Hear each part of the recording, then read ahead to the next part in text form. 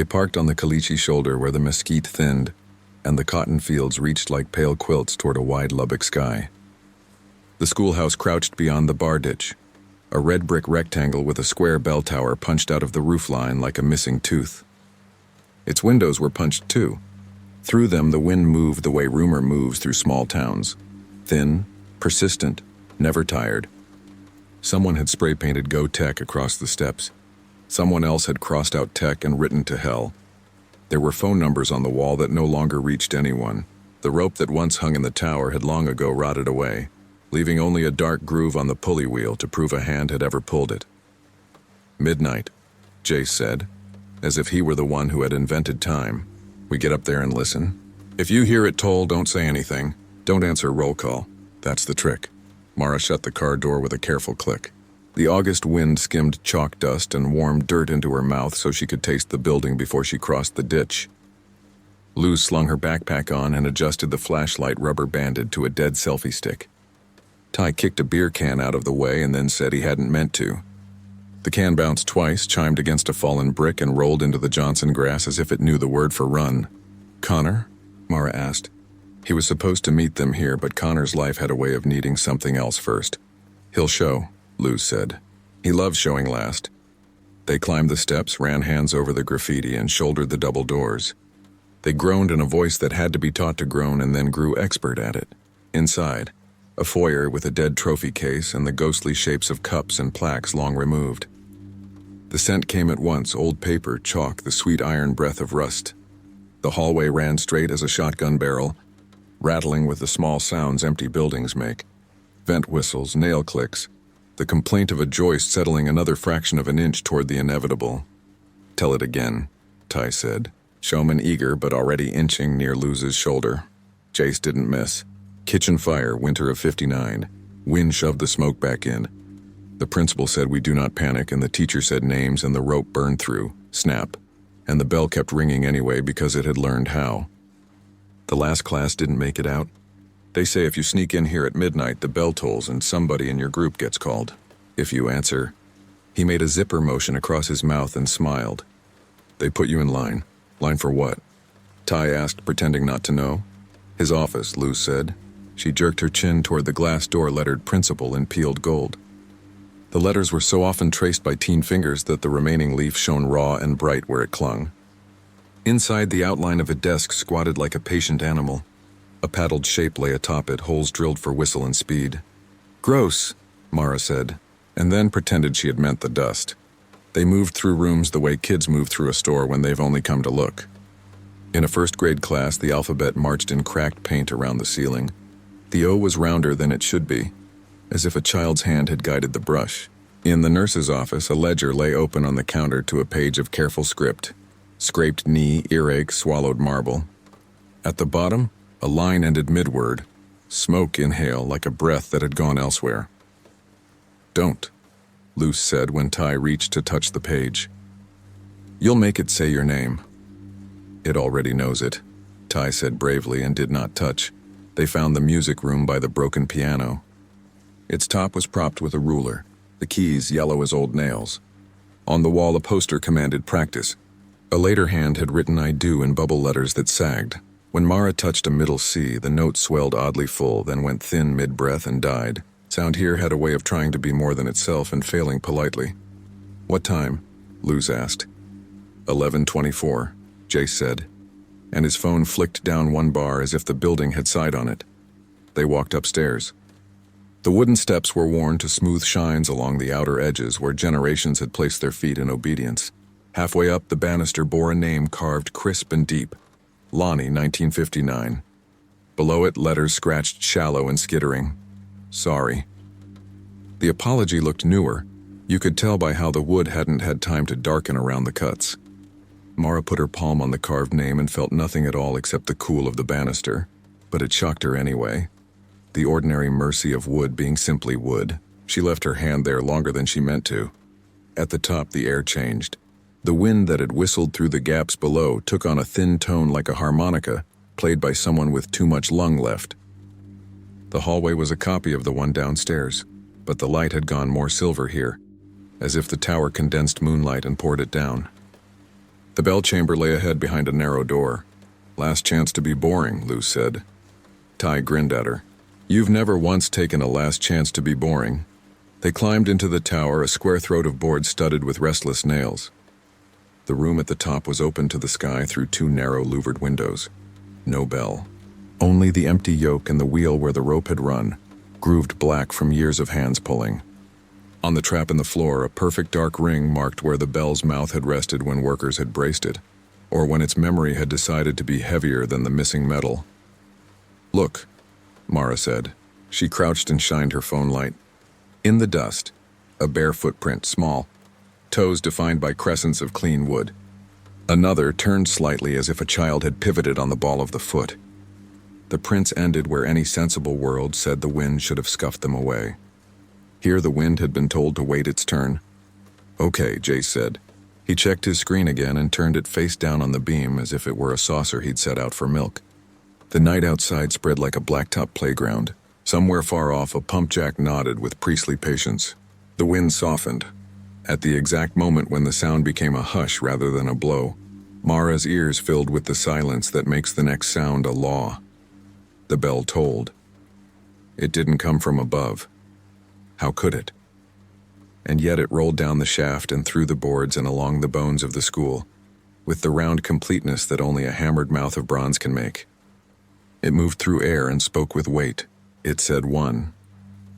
Jace flinched like a dog whose name had been called in a tone that compelled. He laughed to scoff the flinch away. "See?" he said. "It's—" His breath stopped, an invisible hand laid flat against his chest. "Present," a child's voice said from nowhere and everywhere. "Not here, not there. In the manner of a school where walls are thin and sound carries like gossip." Jace turned toward the stairs, smiling the exact smile he'd worn when Coach had pointed at him last fall. "Hey," Mara said, catching his sleeve. It slid through her fingers like a fish. Luz caught his wrist with her whole hand and his skin was slick with impossible heat. Jace's eyes filled with a brightness that wasn't pain. It was relief. "Don't," Luz said. The bell tolled too. "Don't answer." "I didn't," Jace said. His voice was smaller by a year. He took a step down as if the stair had moved under his foot, and he had adjusted to it in time. Ty lunged and was gracefully too slow. Jace went, he didn't run.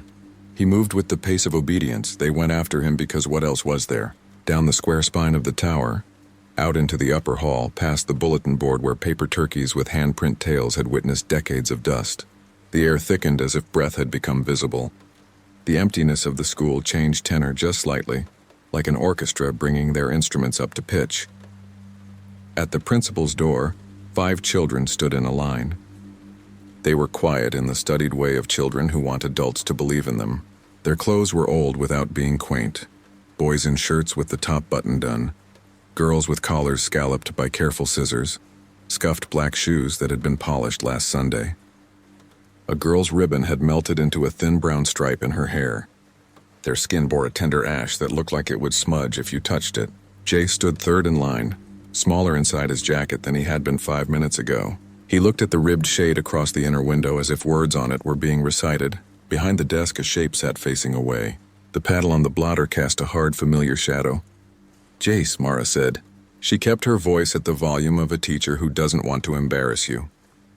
The boy ahead of Jace lifted his hand without looking and held his palm out. A traffic cop for the dead. Mara's reaching hand stopped against air that felt denser than itself. Her fingers tingled, not cold or hot. More like emotional weather. The bell tolled 3. Ty said a word that made the walls frown and then clapped a hand over his mouth like a kid who knows he shouldn't have said it. "Present," the voice behind the shade said, savoring the sibilant as if it were a peppermint. Another child breathed the word back without opening their mouth. "We need to leave," Luce said. She put both hands on the knob. It warmed under her palm like rope pinched right after a pull. She hissed and didn't let go. "I'm burning," she said through her teeth. "It wants me not to turn it." On the glass, the peeled letters read Principal. Whoever had painted them had done a good job. The gold that remained clung with miserable fidelity. Through the torn places in the shade, Mara could see a desk with a ledger in the center, open to a pair of columns. Left-hand names, right-hand marks like small graves. The chair beyond faced the window. Light made a dull box on the shade and moved in it like breath. The bell tolled 4. In a distant part of the school, a door slammed itself as if to be counted among witnesses. Jace's shoulders lifted, proud and frightened at once, the way someone smiles for a school picture and can't keep their eyes from shining. "Connor!" Ty shouted suddenly. Headlights swung through the empty window frames and squeegeed pale across the far hallway, then died as a truck door thunked. "Don't," Ty began, and Connor came in through the front with a whoop that died exactly like a match blown out. "What?" Connor said, and then he saw the line. He did not come closer. He put both hands in front of his chest like a boy trying to show police his palms while also warding off bees. "Shh," the children whispered, almost delighted, and the whisper went down Mara's bones and made her vertebrae ring. They were ready to be good. They had always been so very ready. The knob in Luz's hand turned itself a quarter inch and then stopped like discipline tightened to just the right notch. The door opened from the inside on a small sigh. Heat breathed out, not the hiss of flame, but a seasoned warmth like an old radiator, proof that the principle of heat existed here and knew its job. "Roll," said the voice behind the shade, jovial and exact. Last names. Mara did not plan what she did next. She did not think of cleverness or rituals or the way stories like this go. She remembered only that at the elementary in town, the principal's office had 2 doors so trouble could be ushered in and relief ushered out separately. She slid along the wall and found the second door. Plainer, with a square of frosted glass, a brass lock scored by 1,000 keys. The keyhole smelled like pennies. She turned the knob. It didn't give. The bell tolled 5. The children's shoes squeaked just once on dusty wax as they made the tiny forward shuffle that makes lines progress and weather erode stone. On the pegboard inside the office, a key hung. She could see its silhouette between 2 ragged tiers in the shade. It was long-shanked and arrogant. The kind that knows doors don't argue with it. Without thinking about possession, Mara knocked on the door she could not open and called. A whisper, somehow sure. "Ms. Phelps?" The name of her 4th-grade teacher. A name with authority that wasn't cruel. For an instant, nothing. Then the pegboard shivered minutely, and the key slid off its hook, clinked against the pane, tilted like a fish, and fell. It hit the rug with the polite thud of an object doing its job. Mara slid her fingers under the door and found it by blind faith in old dust. It was warm where something too patient had been handling it for decades. She pushed it into the lock. The mechanism accepted it with a sound that made Ty's eyes water. She turned. The tumblers agreed. The door opened 2 inches and met a soft resistance. She pushed harder and felt something give, like a thick book yielding on a shelf. The office air rolled against her face, smelling of hair tonic, scorched hemp, coffee cooked past kindness. The shade's torn ribbons lifted and settled like small creatures breathing. She took a step in. The ledger lay open, its left-hand page columned by names, the right-hand page checkered with neat marks. At the bottom, a line for final count, the ink drawn so slowly it had dried ridged. A fountain pen rested in the gutter, its nib stained brown-black. The chair turned toward her as if a spring had been wound to do so for this exact motion, and now was allowed to let go. The man in it was handsome in the way yearbook portraits are. Precise lines, hair parted like a furrow too straight to be wind-made, smile with no teeth in it. His eyes tried to understand Mara using categories that had worked his whole life and now betrayed him. For a surprising, awful moment, she pitied him. He had believed discipline would master the world. Then he spoke and pity dried.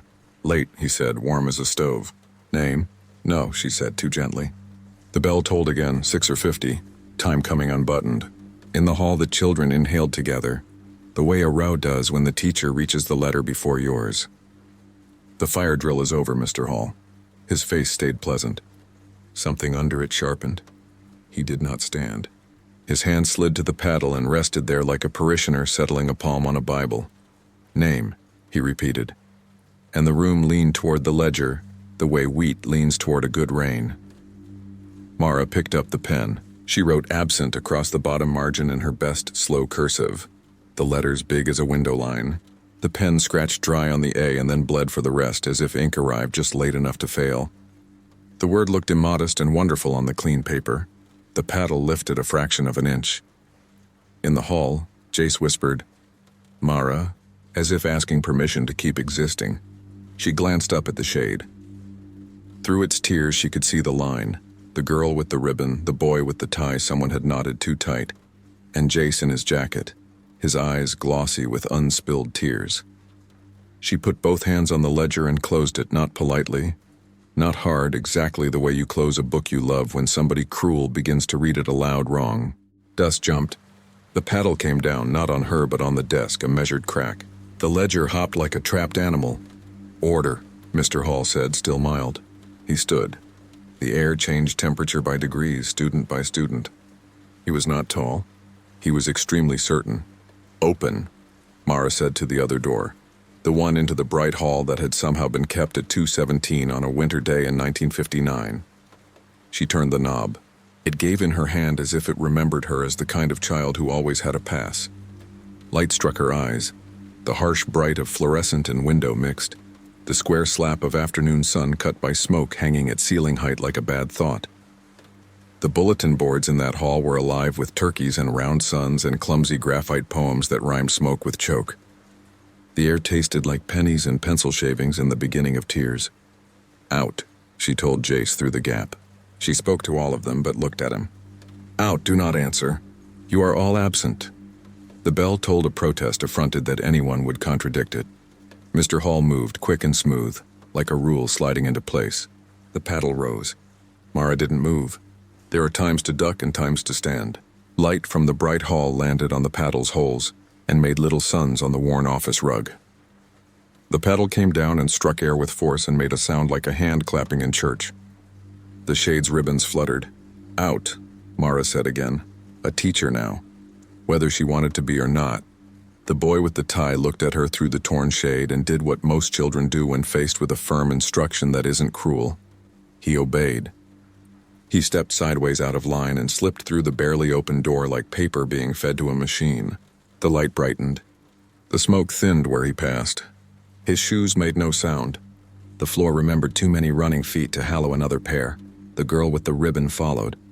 The bell tolled like a clock forced faster than its balance wanted. The other children shifted. One moved because the first two had moved and they could not bear to be left out of disobedience they could call a rule. Two more came. Jace stood stuck by an invisible instruction that had found his marrow. "Bell," Mara said into the room, low, as if addressing the instrument directly. "Not the man. You don't run this anymore." Mr. Hall's smile thinned. "Young lady," he said, and the paddle brushed the blotter, rising again. "Absent," Mara said to the desk, the ledger, the shade, the tower, herself. She said it every way she knew. The way Ms. Phelps said it when checking the front row. The way her mother had said it into the phone to a doctor's office. The way you say it to your own heart when it races at 2 a.m. She said it until it became a bell of its own. Smaller, stubborn, repeated. Jace's head snapped toward her at the exact tone she had borrowed from first-period freshman English. His mouth twitched into a grin he'd used in trouble since second grade. He took one long breaking step and came through the gap, past her shoulder and into the bright, thin smoke. For a second, his jacket brushed Mr. Hall's sleeve. The fabric made a hush that sounded like two eras disrespecting each other. "Hey," Connor said from the foyer, white-faced and shining with not coming any closer. "Hey, let's please leave." "We are," Luz told him, half laughing in a way that would make her cry later. They didn't run. Running gives the story a look it did not have. They went with the pace of late bell and near escape. Out through the foyer, down the concrete steps that had held generations of gum under their lips, out into the night where the wind, having been told to wait its turn, resignedly resumed. Behind them, the bell tolled once more, like a gavel with nobody left to silence. It tried again. Silence gathered itself like a principal ready to speak and found no voice in it. The wind carried chalk smell into the cotton and set the mesquite to its insect chitter. On the road, under the slung utility lines and the stars that looked nailed there, they leaned against the trucks and pretended to be too cool to shake. Ty lit a cigarette and didn't mean to inhale and coughed so hard his eyes watered. Luz took a puff like a movie kid and looked disgusted at herself for liking it. "What if it comes after us?" Connor asked. "What if we just enrolled?" "It doesn't leave school grounds," Ty said, too fast. Mara didn't answer. She had the ledger under her shirt. She hadn't planned to take it. Her hands had done it while her mouth was doing other work. It sat against her belly, warm as if fevered, or as if it had once been alive and wasn't resigned to change. She put it on the passenger seat and drove into town with Connor's headlights floating in her mirror. At the library, the lobby lights burned all night. She parked in the empty diagonal slot and carried the ledger like contraband, light as a year, heavy as a rule. The night guard had fallen asleep with a magazine tented on his stomach. She slid the book into the after-hours slot. It paused on the lip as if asking for permission from a ghost nobody now employed, then slipped and thumped into the bin. The sound echoed with the clean acoustics of lobbies. "Okay," she said to nobody, to Mr. Hall, to the bell, to herself. "Okay." The next day at school, her first period teacher called roll. "Barton?" "Present." "Chavez?" "Here." "DeLeon?" "Present." When the teacher said Harrigan, in the wrong way, emphasis on the wrong syllable, Mara's heart bounced off her ribs. She thought of the shade, the ledger's thin paper, the word she had written upright and too big. Absent. When the teacher reached Mara Lang, she didn't say here right away. She swallowed and watched the room, clock ticking, dust motes lifting in the projector light like snow that had changed its mind. The second the pause became a question mark, she said, "Here," because she was, and because there are bells you answer and bells you don't. Nights later, wind returned from some far county with grit in its teeth. Lightning stitched the flats. A pressure changed the way dogs feel and hide. Somewhere out beyond the loop, farmers found rust chips in their fields after. They looked like the mouths of little bells busted off. Men in feed caps said the tower had thrown a temper. Women in line at the grocery said they had dreamed of a rope burning cleanly. A sweet smell like nylon sealed with a lighter. A child's voice saying absent as if it were a prayer. The bell still tolled sometimes. It learned humbler habits. It circled midnight the way a hawk circles a ditch with mice in it. If you drove out and parked at the shoulder and walked up the steps and put your palm on the door, you could feel the smallest quiver in the wood a second before the sound came, like a body taking breath to speak. It would toll once, maybe twice, and if you did not answer and did not offer your name like candy, if you kept your mouth shut and your feet on the concrete, and your eyes off the frosted glass where the shadow of a chair liked to pretend, it would run out of nerve. Some nights it did not. Some nights the line formed again in the upper hall and waited patiently under the ribs of smoke. Mara went back sometimes, as people go to graves not to wake the dead but to keep them from taking more. She would sit in the music room with her hands on the ruined keys and press middle C until the building's throat answered. She would say absent into the piano the way you say a friend's name into a pillow after they move away. The school would listen, a place that wanted to please, and sometimes it would obey. Word went around at Lubbock High that the old place wasn't dangerous anymore, only sad. Jace told the story in a way that made him the hero until he remembered himself, and made Mara the hero until he remembered her face when she closed the ledger, and made the story about the bell instead. Luz would roll her eyes and correct his dates. Ty would produce a case of warm sodas. Connor would show up last and be awful to people who deserved it. They would occupy the steps till 2 in the morning and then go home because there were tests and shifts and little brothers. They would, all of them, grow up and leave and pretend they hadn't stayed vulnerable to ringing. Once, in October, Mara stood on the top step alone and watched the moon pull itself out of a cloud like a teacher taking off a sweater. The wind combed the Johnson grass. The principal's shade hung still. From the tower, the empty wheel turned one thumb's width, then back the way a person asleep will check the time without opening their eyes. She waited because that was the power she had, and when midnight came, the bell did not toll. The building exhaled and ratcheted further into its long settling. She could almost hear the ledger, shelved in the archives, cooling into the company of church records and boxes of obituaries, its copperplate names losing the power to stand up at the sound of authority. Still, on other nights, the bell tried. Stories are stubborn. So are men like Mr. Hall, who teach a room to love order so thoroughly it confuses order with mercy. When it tolled, Mara let it and did not answer. When the whisper present floated up sweet as syrup from somewhere down the hall, she said absent so the word would stand between old harm and new kids.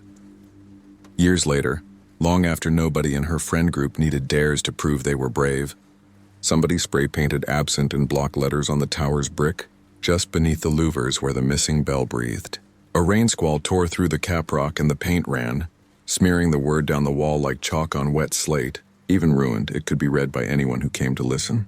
The school went on being itself, crumbling, echoing, ringed by flats and the slow nod of distant pump jacks, chalk dry, stubborn.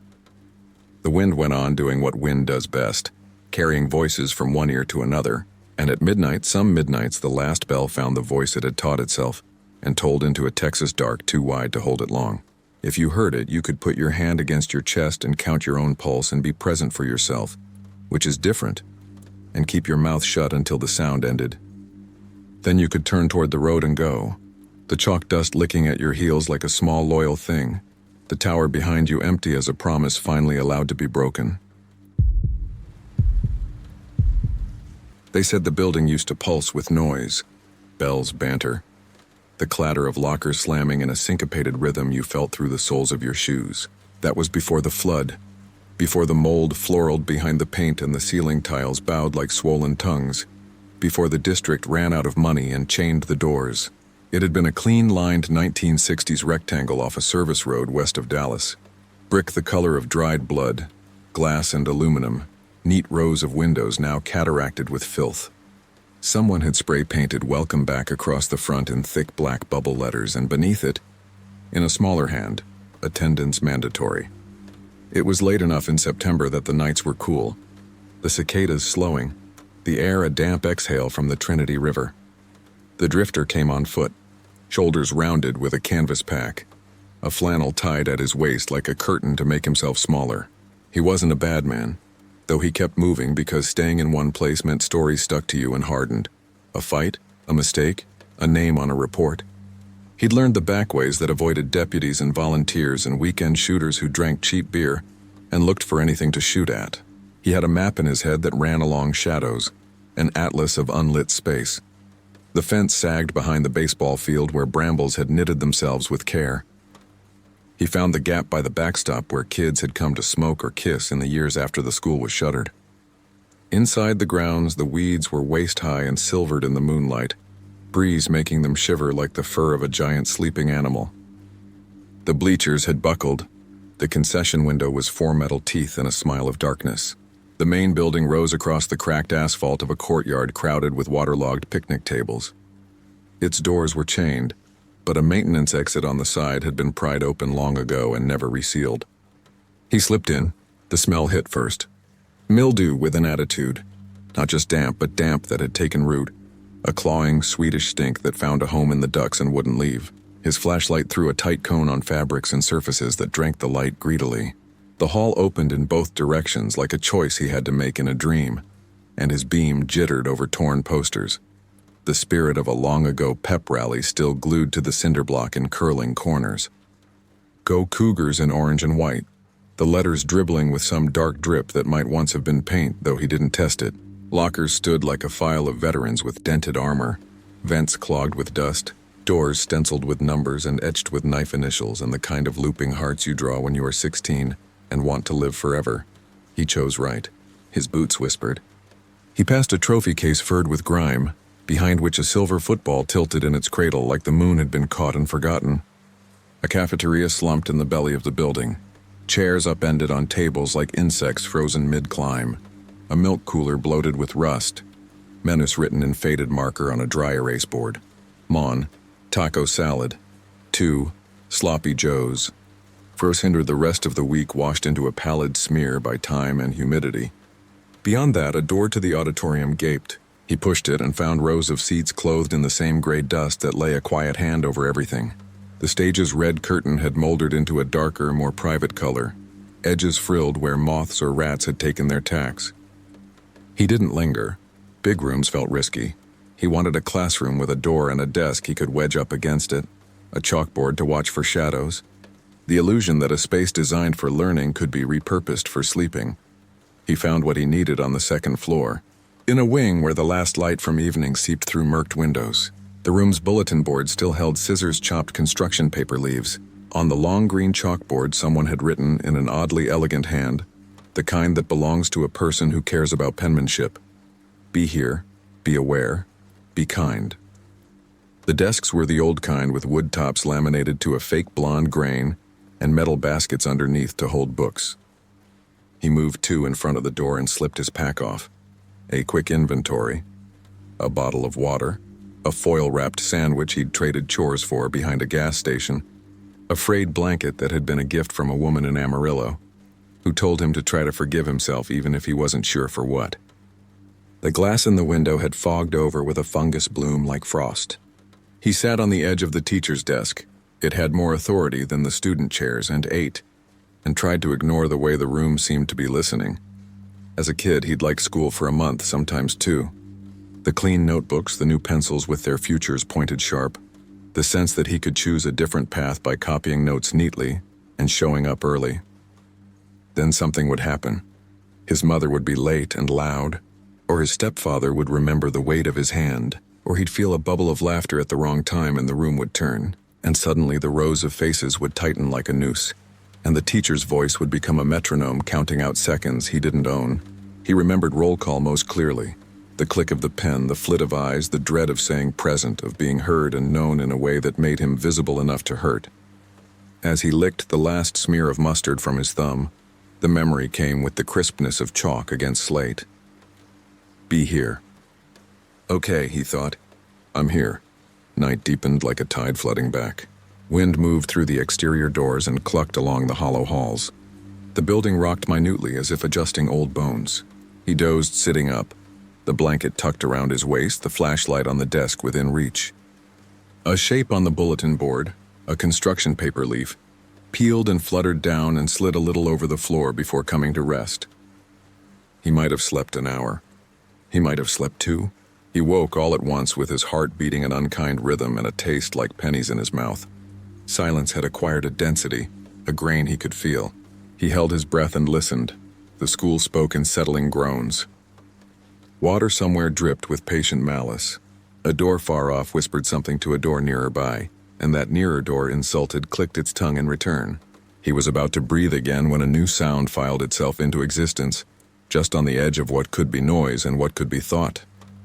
A soft friction, the whisper of paper, the slight dull clack of something wooden tapped twice against something harder. He had the absurd impression of chalk being lifted. He reached for the flashlight. The beam hit the board. Nothing written there moved. Dust glittered in the cone and fell like strange snow. He knew better than to call out. He did not say hello or who's there or any of the lines that invite something to step forward and name itself. He stood, knees popping. He was older than he felt he should be. A man whose memory of being 17 was so fresh it salted his tongue, but whose joints felt like 30 had been a trick and 40 had been waiting with folded arms. He took 2 steps toward the door to put his ear to it. The sound came from the hall, sure, but also from the room below. He was aligning himself to its source when he heard a voice. Attendance, it said. It was a woman's voice, and it didn't come from the hall or the room below. It came from everywhere the way a PA system does. It came from the ductwork and the chalkboard and the crossword of cracks in the ceiling tile. It wore patience like a shawl, and authority like a ring that could be turned on the finger and flashed when needed. He held the flashlight, but the beam had lowered and made a puddle of light on the floor that his boots cut in two. I will now take attendance, the voice said. He didn't move. He understood that to move would be to tell the room where he was, and though the room presumably already knew, the pretense made him bolder. He lowered the flashlight to his side, clicked it off, and stood in a new, thick darkness that smelled faintly of old pencil shavings. Desks in the hallway began to scrape. Not many. Just the suggestion of weight being adjusted, a chair leg complaining as it dragged a foot. Archer, the voice said conversationally. It wasn't asking. It was marking a box. Archer, present. Baptiste, present. Cordova, present. Finch, absent. That won't do. The names were ordered in no order he recognized. Not alphabetical, though they had a casual music. Not homeroom. Not the thick clusters of a last name common to a neighborhood. The voice paused for the first time, and in the pause he heard breath, the kind teachers had when they'd climbed stairs carrying a stack of graded pages and were pretending they weren't winded. He told himself it was a recording cycling, a prankster's hacked loop, a residual echo. He felt with the certainty a child feels when deciding which line not to step on, that if he remained quiet, the roll would pass him by. Gaines, the voice said. Gaines, present, Hart, present, Jasper. The name fell like something dropped from a small height. Jasper? He swallowed. The sound was too loud inside his head. The name had weight and corners. He had a bubble of thought. There are 10,000 Jaspers in Texas, and he pricked it himself with not my name. A desk somewhere laughed. It was a small laugh and embarrassed, as if laughter wasn't allowed and had escaped anyway. The voice didn't scold. The voice changed its angle, and the room's pressure shifted as though what spoke had stepped to the window and looked out. "Jasper," it said kindly, "don't make me come find you." He tucked his chin toward his chest and pressed his tongue against his teeth until it hurt. A trick to keep his mouth shut. His heart, however, lifted its hand. "Present," it said in the drum language of arteries. Present, present, present. The hallway got longer. The room got smaller. The voice walked to the door that wasn't quite a door and touched the wood. And the fibers transmitted the touch to his palm on the other side, and he felt heat as if the person pressing there ran warm and fast. "You're in my class now," the teacher said. Still soft, still reasonable. "It's no shame to be late, but you will be counted." He put a foot back and then another. He felt the desk behind his knees. He sat on it because his legs wanted him to, because there was something infantile about refusing to bend when the body pleaded. He clicked the flashlight on without meaning to, a nervous tick, and the beam bounced around the room before he steadied it on the chalkboard. Someone had written in that careful hand beneath, "Be here, be aware, be kind, speak up." Voices matter. He thought, if I don't answer, maybe she'll move on. Maybe she'll chalk a check in the absent column and that will be the end of it. He thought, I am a grown man in an empty school listening to the ghost of an authority I failed 20 years ago. He thought, names have edges. And then, effortlessly, as sleep folds you in without negotiation, his mouth opened and something pulled out the word like a handkerchief from a hat. "Here," he said. It wasn't what he meant to say. He had meant to say nothing.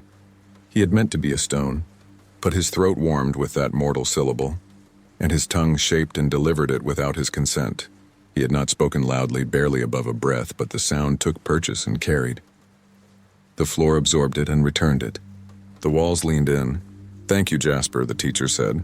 "Much better." A small part of him glanced around himself for another Jasper to blame, the way a child does when a teacher mispronounces a name. A larger part sat very still because something had changed the texture of the air. The room had become organized. The dust had lined up in rows and folded its hands. His breath felt graded, acceptable, pleasing, cursive. Somewhere he could not see, chalk ticked a line and a string tied around his chest cinched. The voice went on calling. It passed over other names that were not in the room and checked them off with the confidence of someone managing a system. As it moved, Jasper, he had accepted the name with the answering, felt the desks beside and behind and before him fill with bodies. Not cold bodies, not transparent, not anything that a camera would catch. Just displacements. The way a crowd in a movie theater changes the way the screen's light looks on the wall.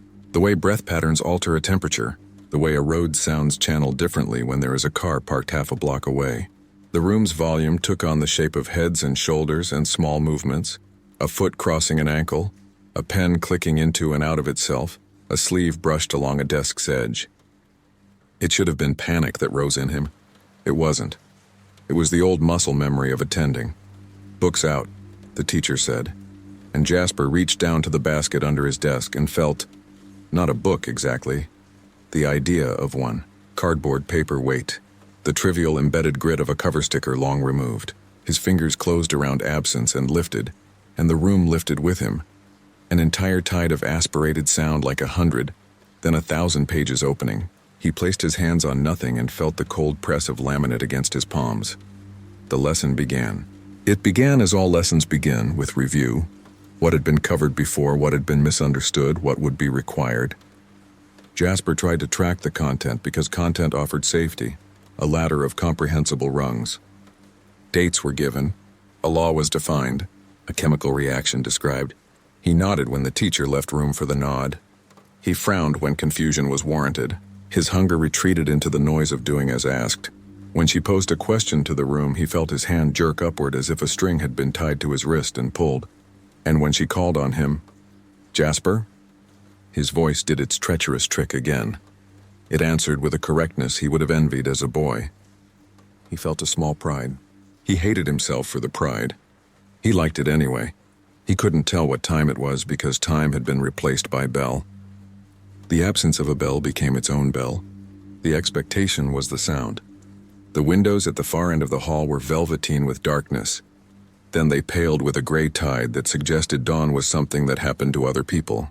He learned that if he shifted his weight too much, a desk behind him would bump his chair, and a young man's voice would whisper sorry, in a tone that made Jasper remember the particular agony of wanting to be liked. He learned that if he tried to stand, he couldn't. Not because something visibly bound him, but because to stand would be to break a rule he could not bear to break. He learned that when the teacher's voice warmed, the class warmed, and when it cooled, a cloud passed through the room like shadow from an airplane. He learned that the teacher was not cruel. She was worse, she was a believer. She believed above all that showing up meant everything, that attendance was an act of love and respect, that if the world only kept its appointments, the badness would have nowhere to root. She had stayed, he understood, after the flood and the budget cuts and the asbestos. She had remained at her podium while the district yanked her paycheck, and the students were bused to a newer building farther west. She had stood in her sensible shoes while the rain came through and chalk turned to paste, and her carefully lettered verbs bled down the board like tears, and she had kept taking attendance because it was the only thing that kept her class from disappearing. Presence could be held with presence. You said here and you were here, and if you were here, then the room was real and the week was real, and she was still a teacher. And the story of her life did not end with a door chained shut after the third or fourth lesson. It might have been days or minutes. Jasper felt his throat catch on a word. He coughed. It was a small cough that turned inside out and became a tearing hack that bent him. The class's attention did not turn to him, because students learn not to look at sickness unless a teacher tells them to. The teacher's voice paused, cut small by concern. "Do you need water?" she asked. He nodded. He didn't know how to answer without starting again from the word he'd been stuck on. She made a sound that might have been sympathy. "We can't leave during instruction," she said. Class eyes back on me. "Let's discuss why attendance matters, anyone?" "Not you, Jasper, you need to rest your voice." He felt laughter rise like nausea. He swallowed it. He swallowed the next 2 hours. When the lesson ended, when the invisible clock on the wall ticked to a time that would have rung a bell had one still been wired, she said, "If you didn't sign in, do so now." A clipboard snaked back through the room. Jasper felt it land on his desk with the indifference of something passed over 100 times. He could not see it, but the weight was real. The pen was real. He lifted it and saw the air indent beneath it. The list of names was real too. Archer, Baptiste, Cordova, Finch, Gaines, Hart, Jasper. He stared at the column next to his name where a shaky T had been marked on previous days. He signed, and the act burned his throat like whiskey. "Those without a signature will be counted absent," the teacher reminded the room mildly. "And you know what happens to absences." He didn't, and then he did all at once, like remembering a rule you'd been told and laughed at and saw enacted on someone else. In the hall, a door opened on its own, and the dark behind it brightened as if a screen had lit. And in that light, a boy stepped forward, no older than 17, wearing a band t-shirt that might have said something about a tour in a year the school had already closed. He glanced down the hall as if checking for a parent's car that wouldn't come, and then he walked into the door and the light went out, and Jasper heard his footsteps for a very long time walking away into corridors that didn't exist. "Absence removes you," the teacher said, patient as always. "Absence makes your desk empty, and an empty desk is a hole in a net. We drown when the holes are too many."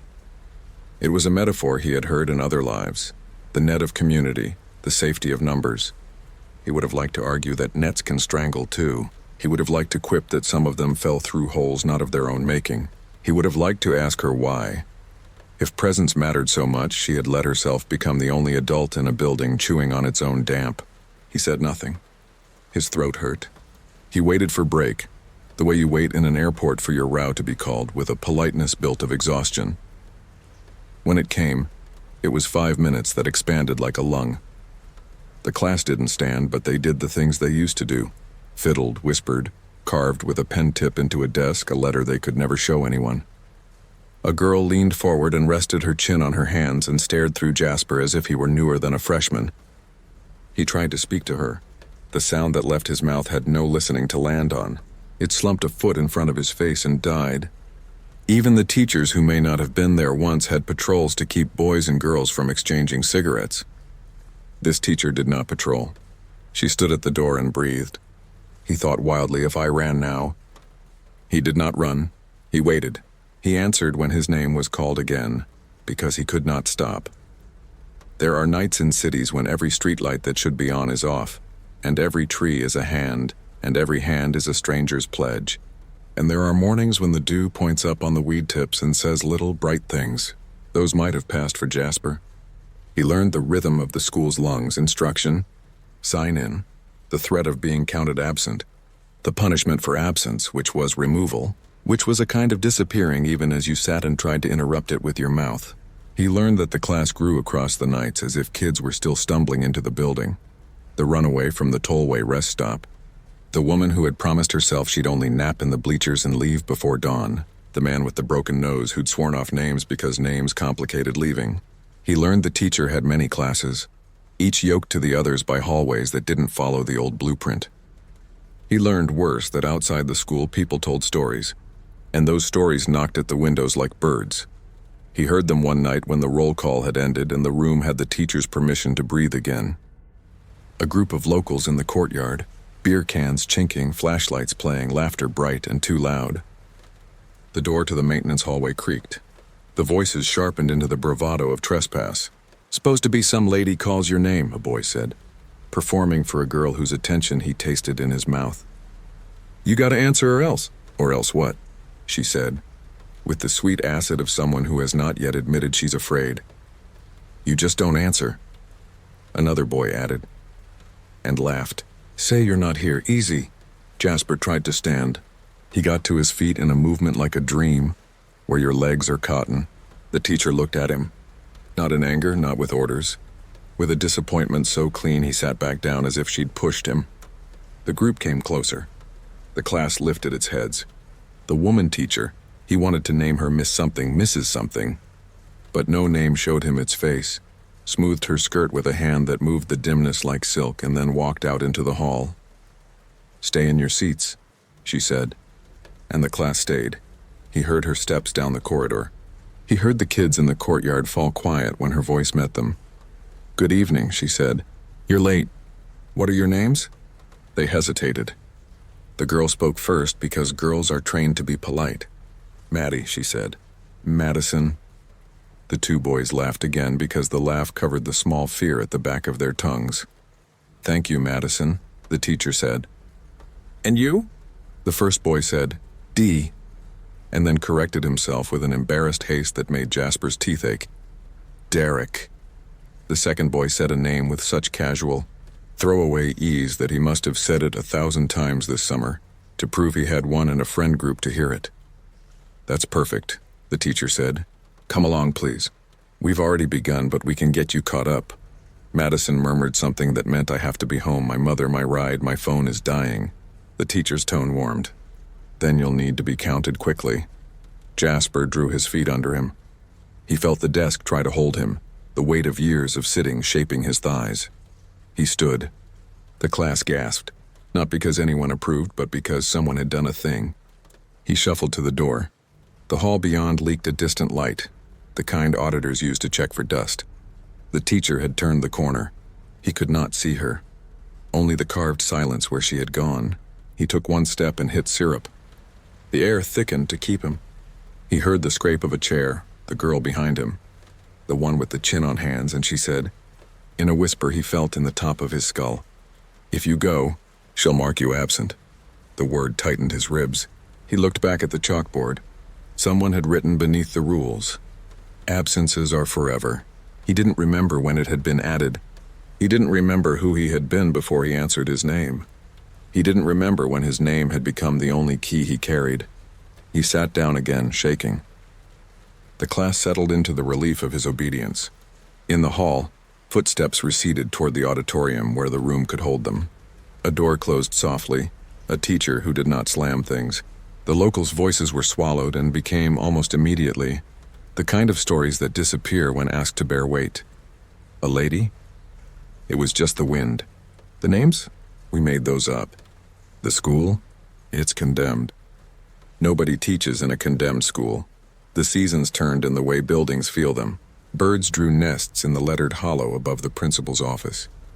A cat took up residence in the boiler room and ate things with bones so small they sounded like sugar crushed under teeth. Jasper learned to sleep like a dog. one ear up even when his eyes closed. He learned to measure the duration of a lesson by the teacher's cadence rather than by clocks. He learned to treasure the intervals when she graded papers at her desk and he could stare at the bulletin board's construction paper as if it had something to tell him, and if he stared long enough it might. One night, deeper and wetter than the others, a storm hit with the intimacy of a hand. Rain braided itself against the windows and then unbraided and braided again. The ducks coughed. Water found a seam and came through, a steady dripping that filled a wastebasket someone long ago had left under a leak with a prescience that impressed him. The teacher raised her voice a slender degree and the room pressed closer to catch it. Sometimes, she said, you will feel the urge to leave early. Sometimes there will be weather. Sometimes there will be an event. I cannot control the weather. Her smile, felt rather than seen, was small and apologetic. I can only mark who is here. Thunder rolled its body over the roof. Jasper swallowed. He did not remember what it was to have a last name that fit on the line. He did not recall the flavor of any morning coffee that wasn't the dregs of something. He did not imagine a future that did not start with his mouth opening when a voice said his name. He felt a fury, sharp and usable, surface like a shark. He held it. He waited for her to call him again.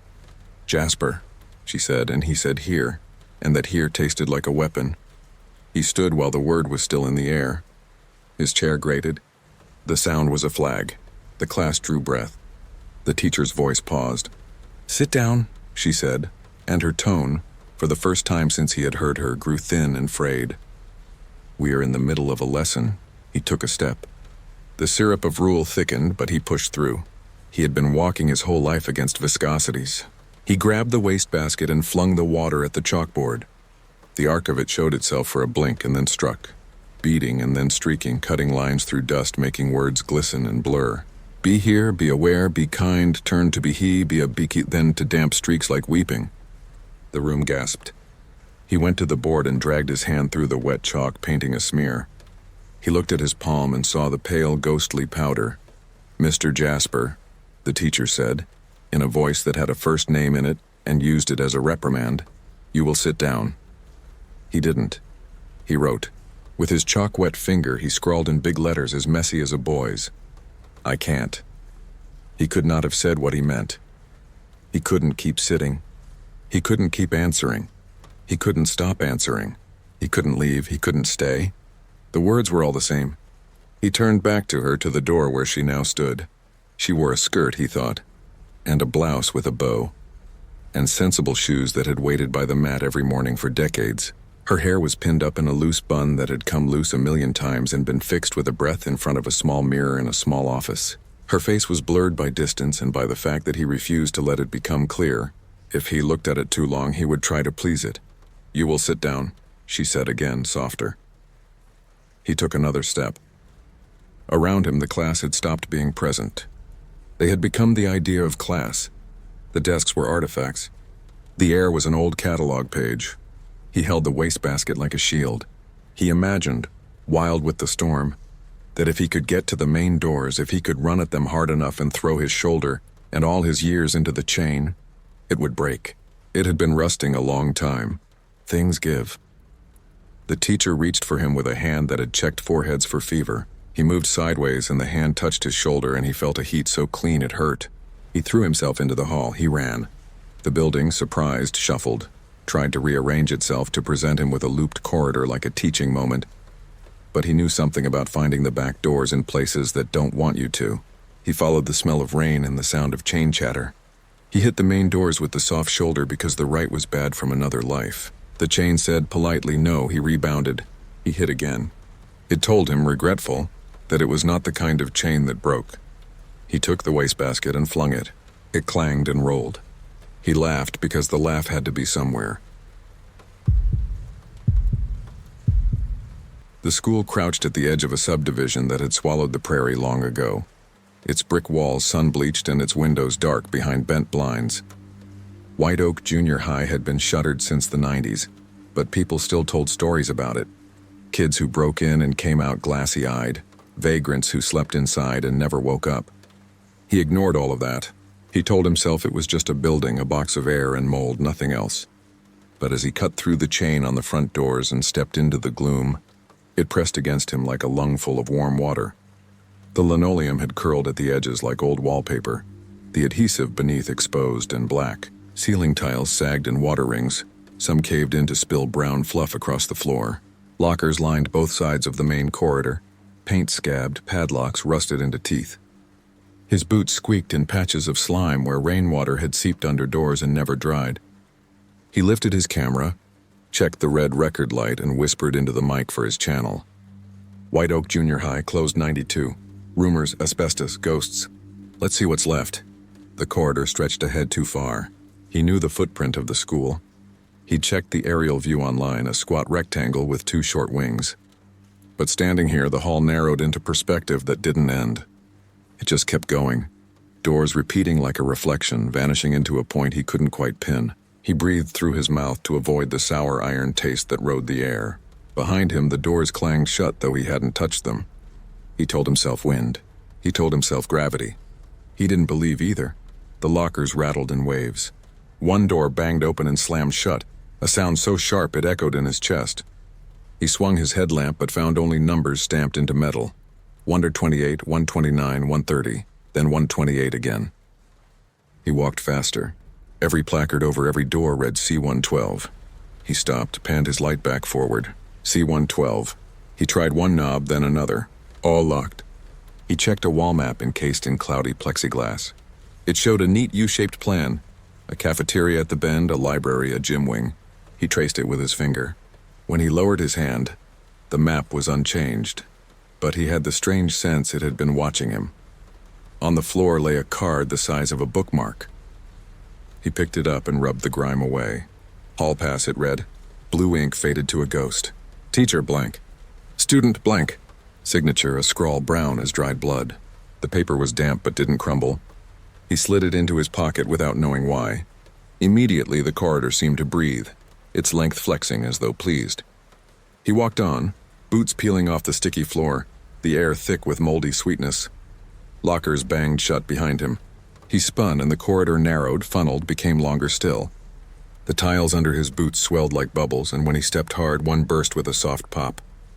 He stumbled back, heart racing. Beneath the tile was not concrete, but something fibrous, pale, almost tendon-like. He hurried forward, counting steps out loud just to prove numbers still mattered. 61, 62. His voice shrank against the walls. At last he reached double doors stenciled library. Inside, shelves leaned drunkenly, paper swollen with water. He swept his headlamp across the stacks and saw a pass flutter from between 2 books and fall to the carpet.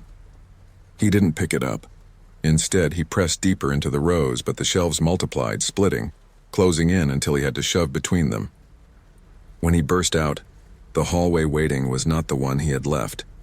This one had fewer doors, vents dangling, lockers with mouths gaping open.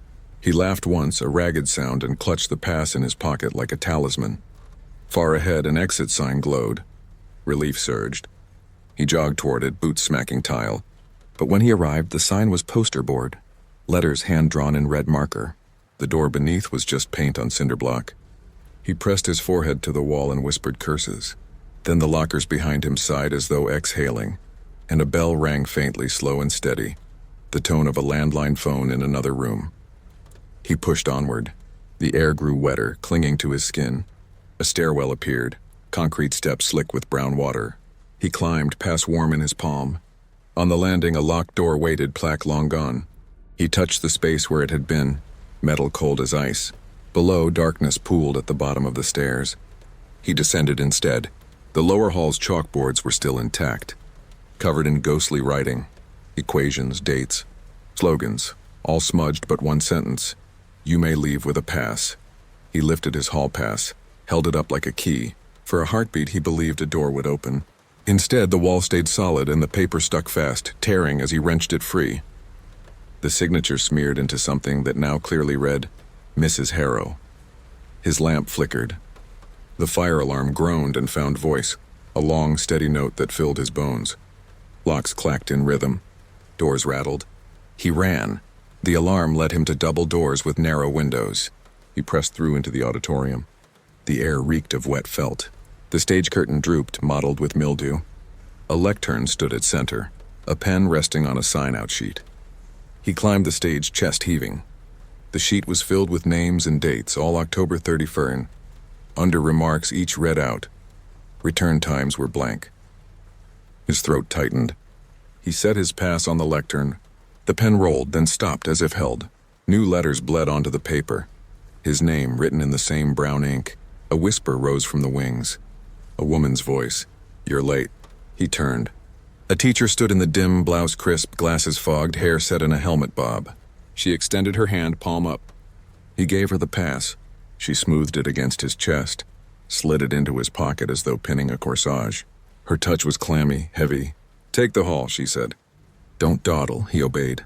The corridor seemed straighter now, as if rewarding him. The tiles lay flat, the lockers silent.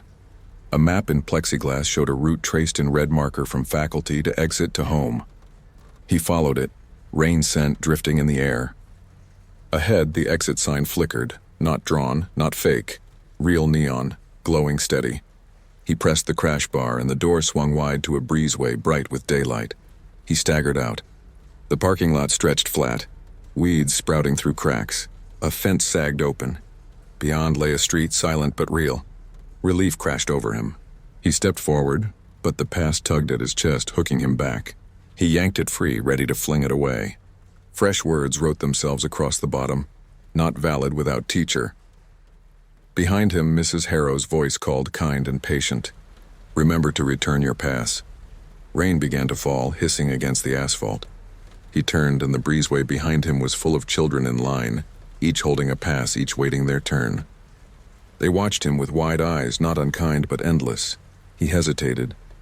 Then, like a boy late to class, he walked back toward them. He slipped the card into the basket she held out. The bell rang once, deep and final, echoing through the endless halls. And as the children filed past into the dark, he realized he had joined their line, another name marked out, never to return in.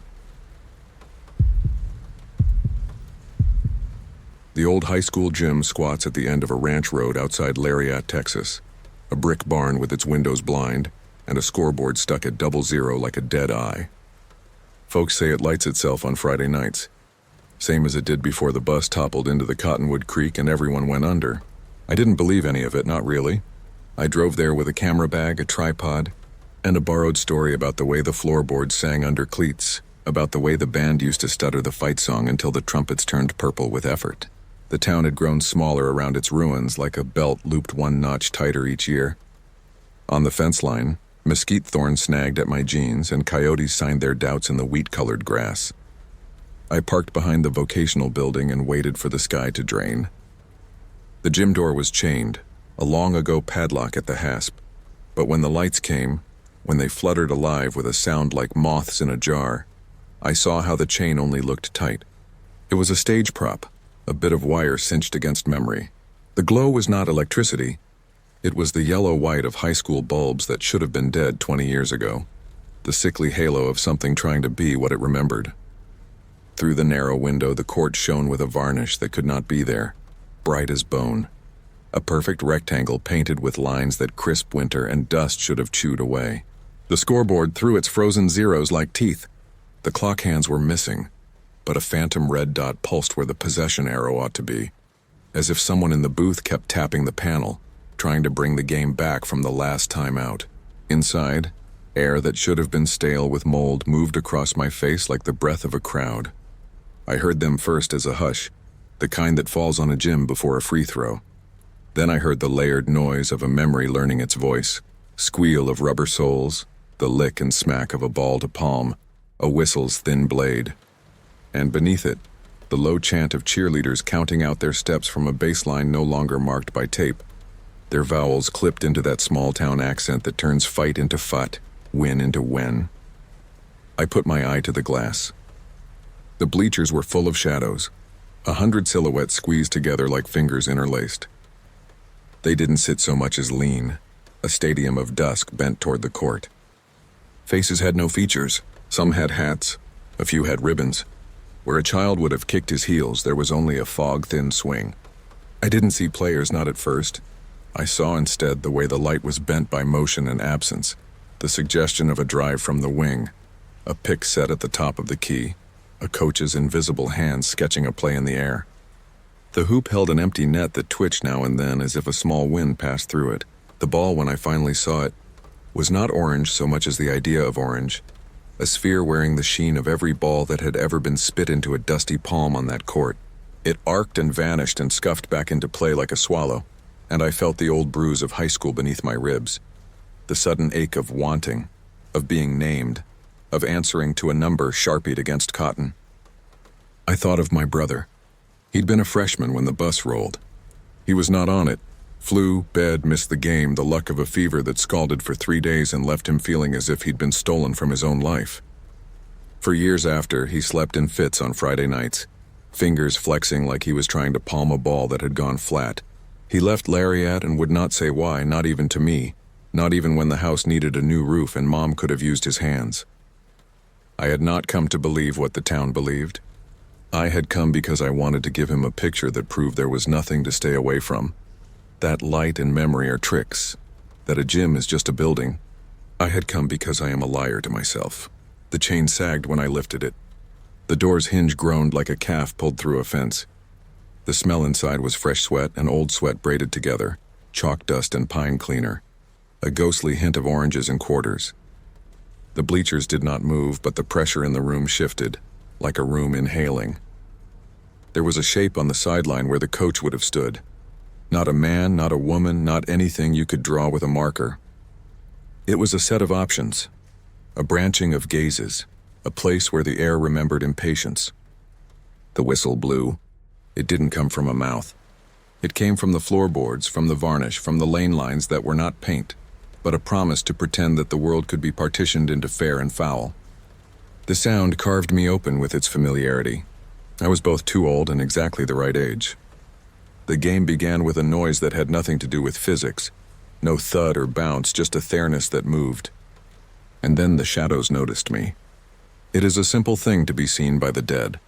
A weightless tap on the sternum, a coolness behind the ears, a sense that your posture is now part of a geometry you didn't consent to.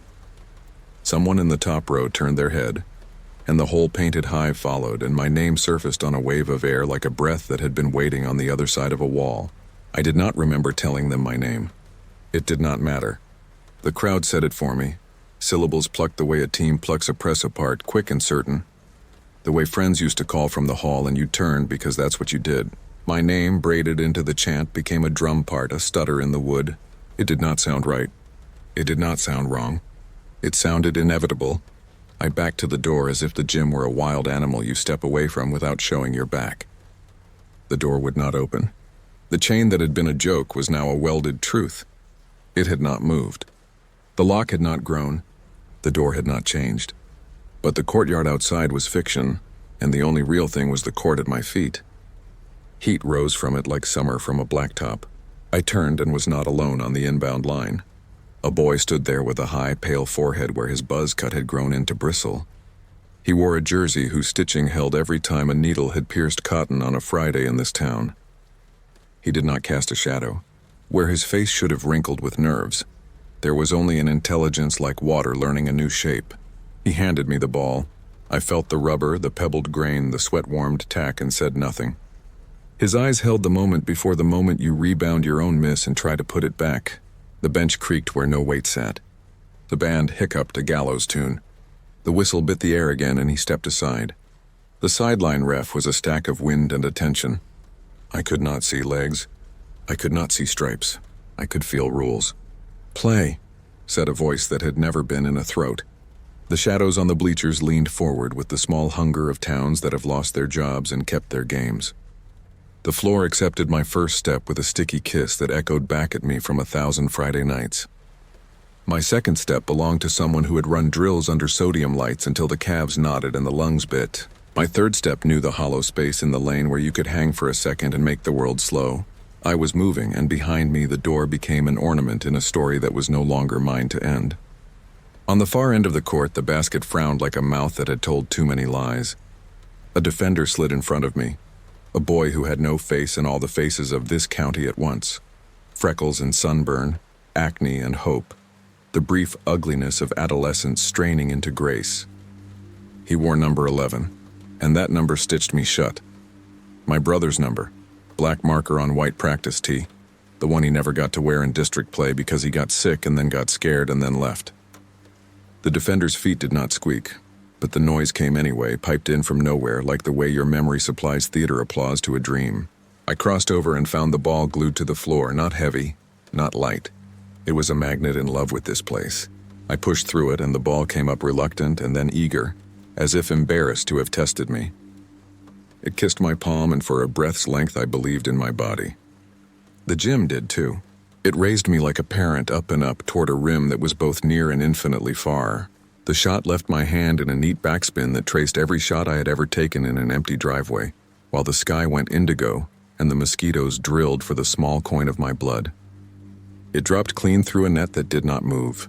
The crowd noise softened into a sound like newspaper rubbed between fingers. Home, said the air, meaning me, meaning the ball, meaning the season, meaning a bus whose brake line had whispered failure down a 2-lane road slick with the night's first cold breath. Every town wants a story it can keep telling even after the names change. Lariat had this. Their team bus didn't so much crash as turn a corner into a river of afterward. The survivors were the ones with the least to say about it. The next morning, the town erected a cross and gave speeches about grit, about God, about how you show up. The gym was locked. The lights were turned off. But Friday came anyway, and with Friday came the lights like a habit the building could not quit. A season that could not end needs players who won't stop, and you can't play a game without opponents, so the gym learned to recruit. Every decade, every winter, it added a face or two from the startled outside, sent its whispers scrolling across the radio static you get between towns, scrawled itself into dares traded in pickup trucks on star-blind farm-to-markets. If you peek inside, people said, you'll see the stands filled and the court bright. If they see you, you'll play. If you play, you don't stop. My camera hung from my neck like an apology. The strap warmed with my skin. I tried to lift it and found my wrists had decided their assignment. They were wrists that curled under a rebound, wrists that popped a pass, wrists that twitched ready for the break. The boy in the old jersey cut to the elbow. I fed him. He rose without bending his knees, as if the floor reached up and returned something stolen. The shot went in. The scoreboard did not change. It held its double zeros like a mouth clamped shut around a secret. On the baseline, cheerleader voices braided a count that matched the pulse at my temple. 2468, they whispered, and the numbers were not numbers, they were names I recognized, names from mailboxes and pawn slips and obituaries. They were a roll call. They were an invitation. They were a math problem with no remainder. The coach shaped through a shadow that did not exist on a wall that did, and I thought, absurdly, tenderly, of the man who taught me how to box out by setting his hips against mine and pushing, until I learned that balance is a kind of kindness you give yourself. He had died in a grocery store aisle between stacked paper towels and cans of beans, heart stopping like a bad pass. In the gym, that man was here without being here, and he clapped his hand on my back without any hand and said the thing he always said when a game got tight and the ball felt like a tooth in your mouth you couldn't stop testing. Make a choice. The choice was not whether to play. The choice was how to play. You can be swallowed by a place, or you can swallow a piece of it and make it yours. I could not leave, but I could decide to be the kind of player my brother had once wanted to be. The one who turns and faces the unfriendly light and steps into it and makes it look like he belonged there all along. I cut through a screen that was a memory of two bodies intersecting, skidded shoulder first into a lane that remembered bruises, and met number 11 at the rim. He was taller now.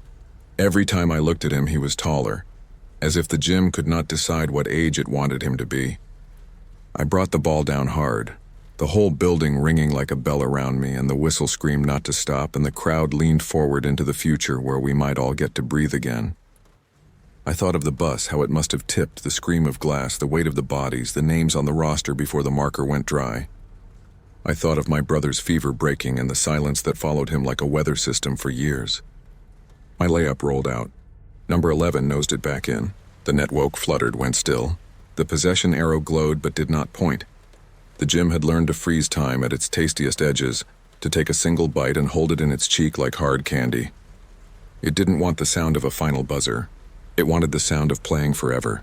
Across the bleachers, a younger shape stood, a girl with a clarinet under her chin, mouth set ready, eyes glossy with attention.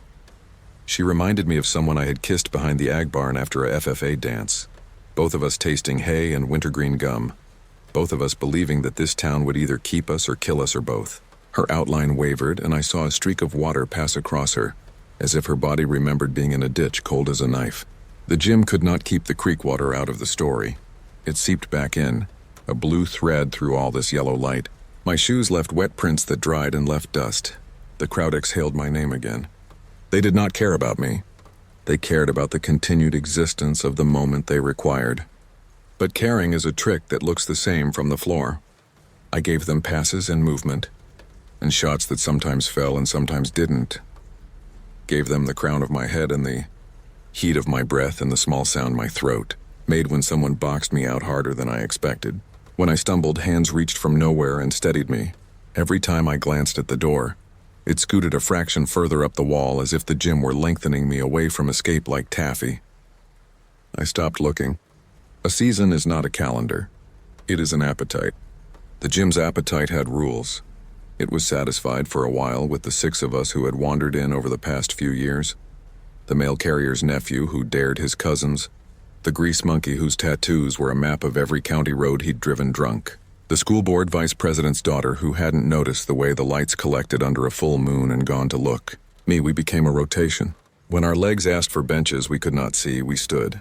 When our lungs asked for water that was not there, we learned to breathe air like you chew gum. Make it last. In the stands, shadows kept their seats like the faithful. When we played well, the building's lights glowed softer, pleased. When we played badly, the rim looked smaller, or the free throw line bowed like a smile with too many teeth. We learned the gym's moods like weather. It wanted margin, not mercy. It wanted moments where possibility was fat and slick. It wanted us to live forever in almost. We gave it that. We didn't have a choice. But choice is a thing you can smuggle in with you, stitched into your socks. I remembered my brother's number under my fingertips, the way permanent marker bleeds through cotton, a little cloud that says, "You were meant to be seen." He had left because he saw the town wanted to keep him and eat him and call it love. He had left because he was smarter than me. I moved like a man at the end of a long hallway toward a pinprick of day. I kept the ball low and the dribble high, a paradox you can only learn by doing. At half court, the wood hummed under my feet like a beehive. I could feel the line where the paint became bare floor. It was the border between river and bank. I cut and went and cut again, and the gym's noise swelled. It liked this. It wanted this right here, this friction, this grind of will against ritual. Number 11 met me shoulder to shoulder, and for a fraction of a blink I knew him the way you can know someone you've never met, when your body recognizes what theirs is trying to do. He was a boy who had been told all his life to take the shot, and then he hadn't gotten the chance to miss. I did not have a ball any longer. I had a beat of attention that was rolling toward a hole in the world. I let it go, it went.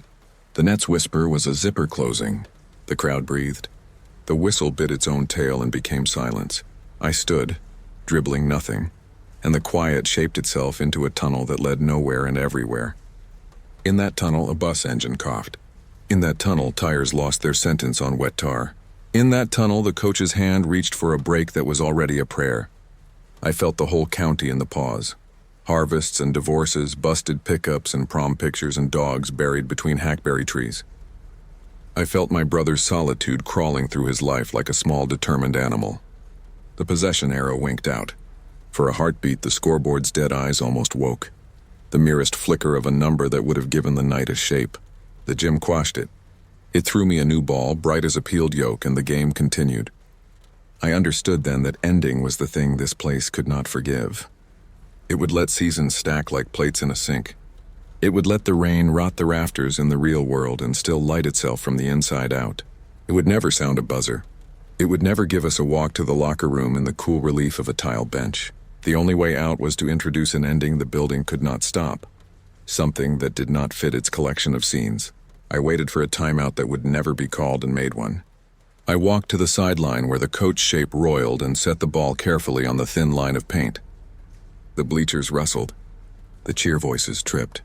For a second, the whole building mistook my stillness for a ritual it had forgotten. Then it understood I had closed a hand around a piece of the story it could not control. Ending is not a sound. Ending is the refusal of sound. Ending is the last sentence you write, even if the page begs you to keep going. I looked up at the bleachers and found a gap I had not seen before. A space where 2 shadows failed to meet. I stood in that empty and said my brother's name out loud. The room tilted. The ball skittered. Number 11 took 2 steps toward me and stopped as if a leash yanked him by the neck. I said my brother's name again. The whole name. The one our mother used when she was angry. The one that rings like a bell in a yard gone quiet for supper. It was a name from outside the gym. A name that belonged to the muddy boots on our porch in the way we could tell by the sound on the stairs, whether it was him or me coming in late. The gym did not know what to do with it.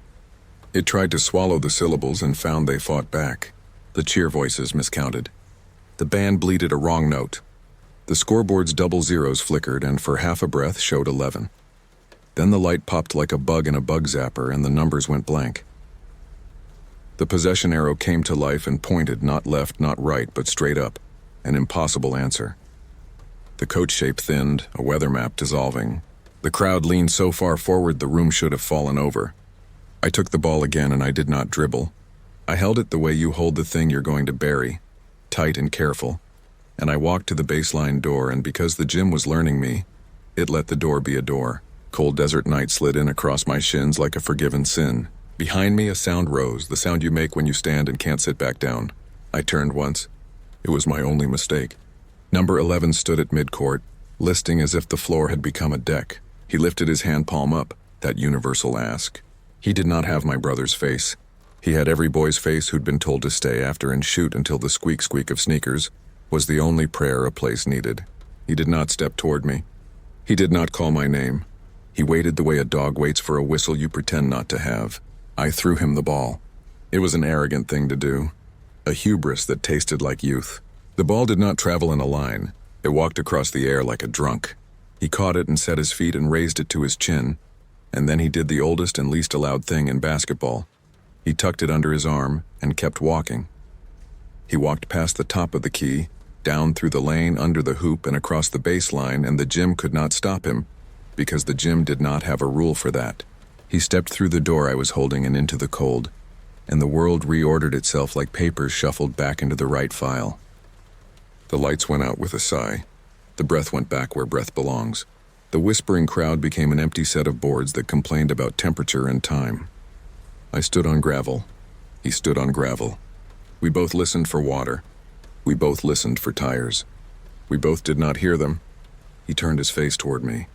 It was still a cloud of someone. It would never be my brother. But it was not no one.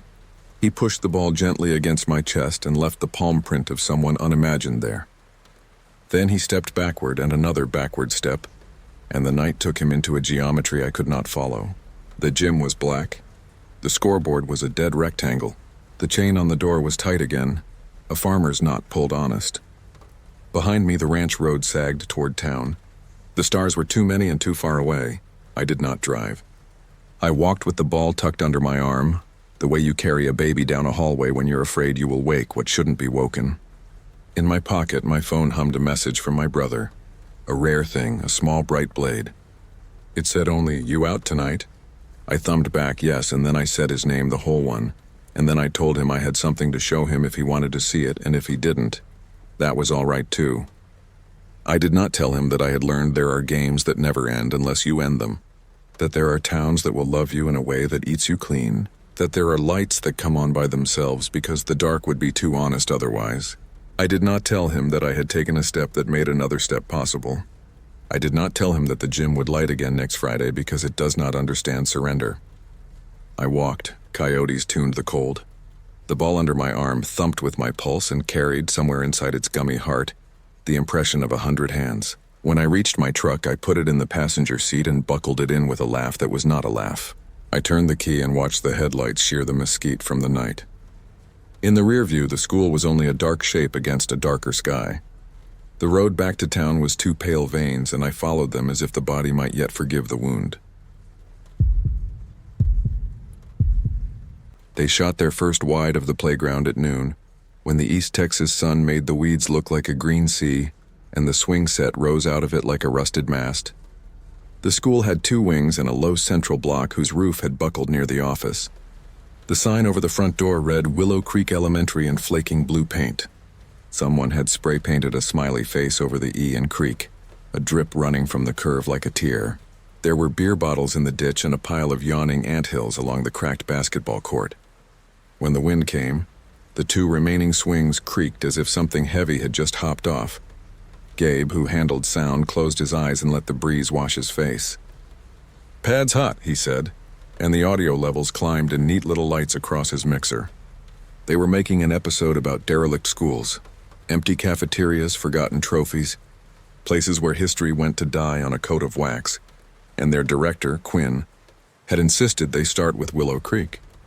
She'd grown up a county over, and she said everyone knew the rumor. You could point a camera anywhere in that building and get something. But aim it at the principal's office and the footage would cut to static. Aim a microphone and all you'd hear was crying. They did the easy shots first.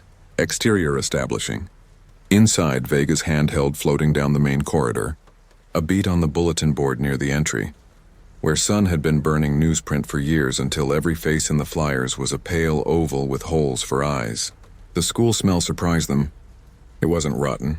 It was chalk and paper and a ghost of cafeteria yeast rolls that must have seeped into the walls the way rain did.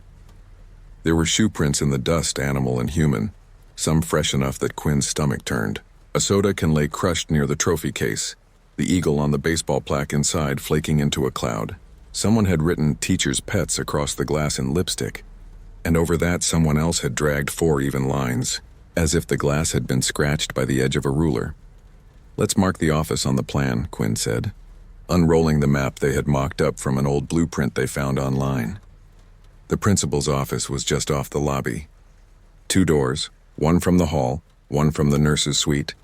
A little bay window that looked out over the sidewalk where buses must have once lined up. Vega raised his camera and squeezed off a clean, slow pan. The LCD showed color and gloom and dust motes like snow.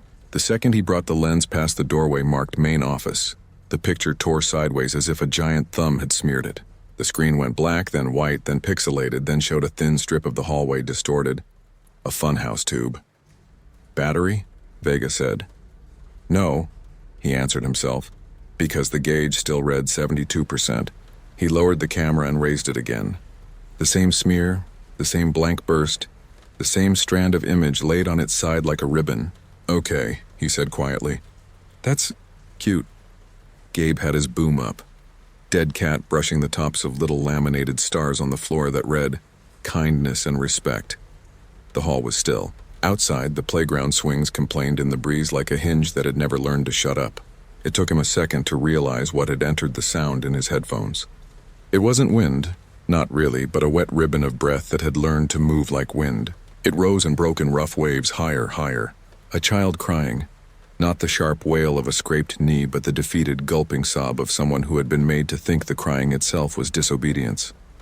"Mama," came a whisper between hitches. "I'll be good, I'll be good, I'll be good, I'll..." Gabe flinched so hard he smacked the microphone against the bulletin board. The noise cut except for the thin, low throb of the building like air moving through a throat. "You all hear that?" he asked. Quinn glanced up from the blueprint, eyebrows lifting. "What?" Gabe eased the cans off one ear and then the other, then put them back. His levels were steady. In his headphones, the hall was full of breathing and the broken metronome of a child's lungs trying to find even time. "Somebody's in there," he said. "In the office." Quinn's look went flat. "We clear the space before we roll." She was absolute about that. No cheap jump scares from squatters or kids looking for a place to mix boredom with beer. But she wasn't an idiot. "Vega, keep the A on your shoulder. Mara, B, Cam on the sticks. We're going to announce ourselves." They did the mundane ritual of knocking, announcing, stepping over the threshold. The door's window had been painted with the words "Principal" in gold letters that had shed flakes the size of fingernails along the hinge. Inside, a reception desk with fake wood grain and 2 trays of attendance slips. A rotary phone on its side with its cord pulled out into a thin intestine. A stack of manila folders smudged at the corners as if hands had opened to close to open again and again. Beyond that, the inner door with its frosted glass panel. Through the glass was only light and the shapes of furniture. What might have been a coat tree, a cabinet, a chair. Vega pointed his lens and got nothing but white. Gabe raised the boom and the sobbing resolved into words that passed through him like a hand. "Please," the child whispered. "I'll tell him I lied. I'll say I lied. Don't make me go." Mara looked at Gabe and then at the dead light of the inner door. "We can't use that," she muttered. "We can't put a kid's voice on." "There's no kid," Quinn said, which was true because no child stood in the dust. There was only the sound of childhood, bone-sharp and small. Her face had the look it got when she was squeezing meaning out of a place until it bled. Real place, real wrong, myths in the mortar. We document it. We do right by it. That's how we use it. The office had file cabinets whose drawers were locked with little silver caps. A yearbook lay open on the desk, its pages fattened by damp. The photos were hard to make out, faces smudged by time into ovals, but some names still read as if the ink had been pushed out from underneath rather than laid on top. Daryl, June, Marty, Alma. Someone had circled Alma in pencil so hard the wood had bowled a trench through the fibers. On the facing page, one picture had been cut out with pinking shears, leaving a sawtooth frame around blankness. The caption beneath the emptiness was still legible. Principal Gerald Hart. "Do not like that," Mara murmured. Quinn's phone buzzed in her pocket. No service out here, but the home screen had popped alive with an old photo. Her younger brother standing on a yellow line at their own small-town school drop-off, backpack too big, cheeks pink. She turned the phone face down on the desk as if that might keep the image from seeing what they were seeing. "Okay," she said. "We go in slow. Vega, I know the camera won't keep it, but I want it anyway. Gabe, count us." He counted without realizing he'd slipped into whisper. 3, 2, 1. When they opened the inner door, the light inside wasn't light so much as a tired, colorless illumination. Dust lay on everything in thin, even coats that preserved the shapes the way volcanic ash does. A wooden paddle hung on the far wall, small circles shaved from it with a drill, the way coaches used to do to lower wind resistance. The holes made its shadow stipple like a constellation. Below it, a framed photograph of a man in a gray suit, hair parted with a ruler, smile thin as a crack in ice. Someone had pressed their thumb into the glass over his eyes until that square had spidered into broken veins. "The office," Quinn said softly, and they all understood she meant something larger than this rectangle of musty air. She meant the idea of it. Authority mixed with humiliation, the way children were made to crawl into themselves to survive it. Her voice steadied. "We get the desk first." The desk was old oak with a blotter that had sucked up 20 years of humidity until it had swollen like bread dough. Paper clips lay scattered in a neat radius around an empty center, as if they had been thrown by the fistful at a target. A drawer stuck. Gabe slipped a fingernail and it budged an inch and then caught on something soft. He and Vega looked at each other and then tugged harder. The drawer came open slow, showing the corner of a sweater sleeve, bright red wool peeking out from behind the pencils and rubber bands. It was small. Gabe pulled a little more. The sleeve was attached to nothing. It had been cut off clean. He shut the drawer as if that could force time to close on it again. In his headphones, the crying had gone low. More breath than sound, the way a sob sounds when it's been squeezed down to live under a desk. "I'm not looking at that," he said, and for once Quinn didn't push him. She was staring at the visitor chair in front of the desk. It had straps attached to its arms, leather cracked and tiny where buckles had dug. Recessed into the wood was a metal plate with a name hand-punched with some tool that made each letter shallow and ragged. The light just caught it.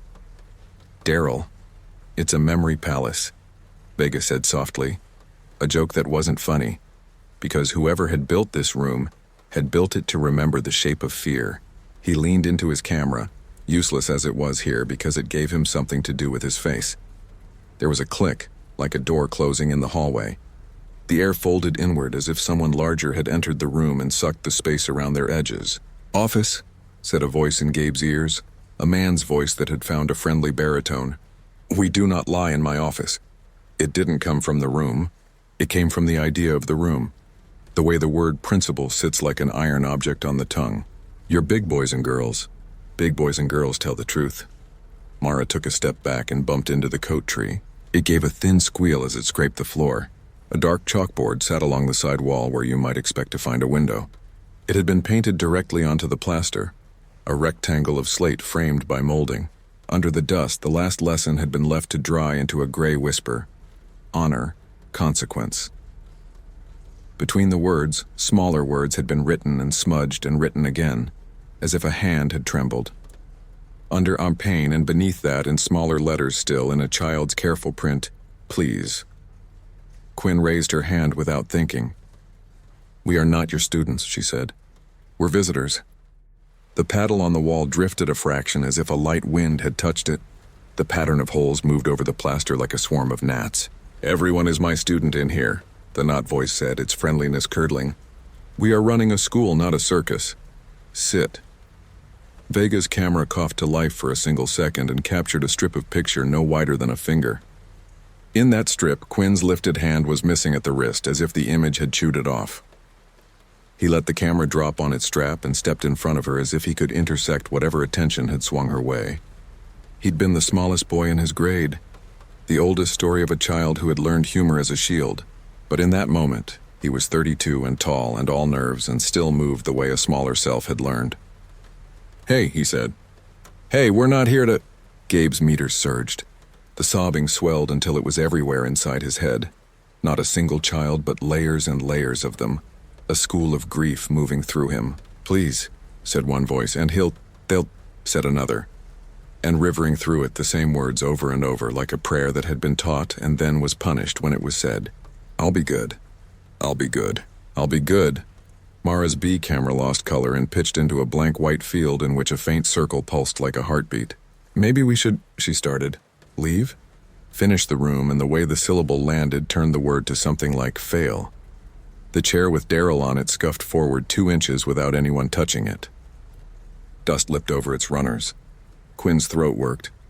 The smell in the room changed, the neutral chalk and paper breath of it tightening into something sweet and blunted, like the ghost of a nurse's office, rubbing alcohol. Band-aids, a hand on your forehead that didn't love you.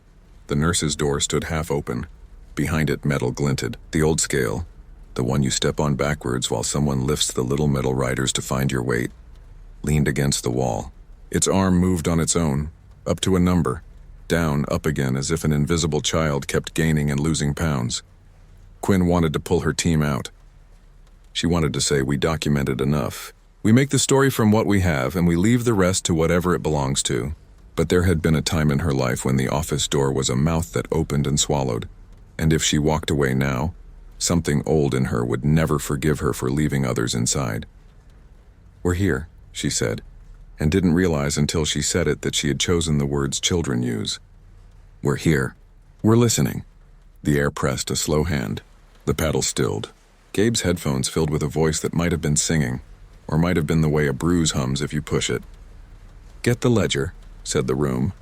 That made no sense until Mara spotted a book on the shelf behind the desk. It was a slender blue-grade book, the kind teachers used to track attendance and scores in tiny, neat squares. When she tugged it free, she felt the way paper that has grown thick with damp resists being handled. The first page was columns labeled name, date, infraction, correction. The writing was in block capitals, neat, confident. Hart G had written his kingdom in these letters. Daryl had been late 3 times. Alma had chewed gum. June had spoken out of turn in math. Marty had wet himself during a fire drill and then lied about it. Someone named Allison had gone to the bathroom without a pass. The correction column had numbers, 1 to 3, 2, 5. And beneath the numbers, in a smaller hand less proud, there were shapes for which the word didn't arrive until the 3rd or 4th page. Tallies, notches. Someone had kept track of every stroke.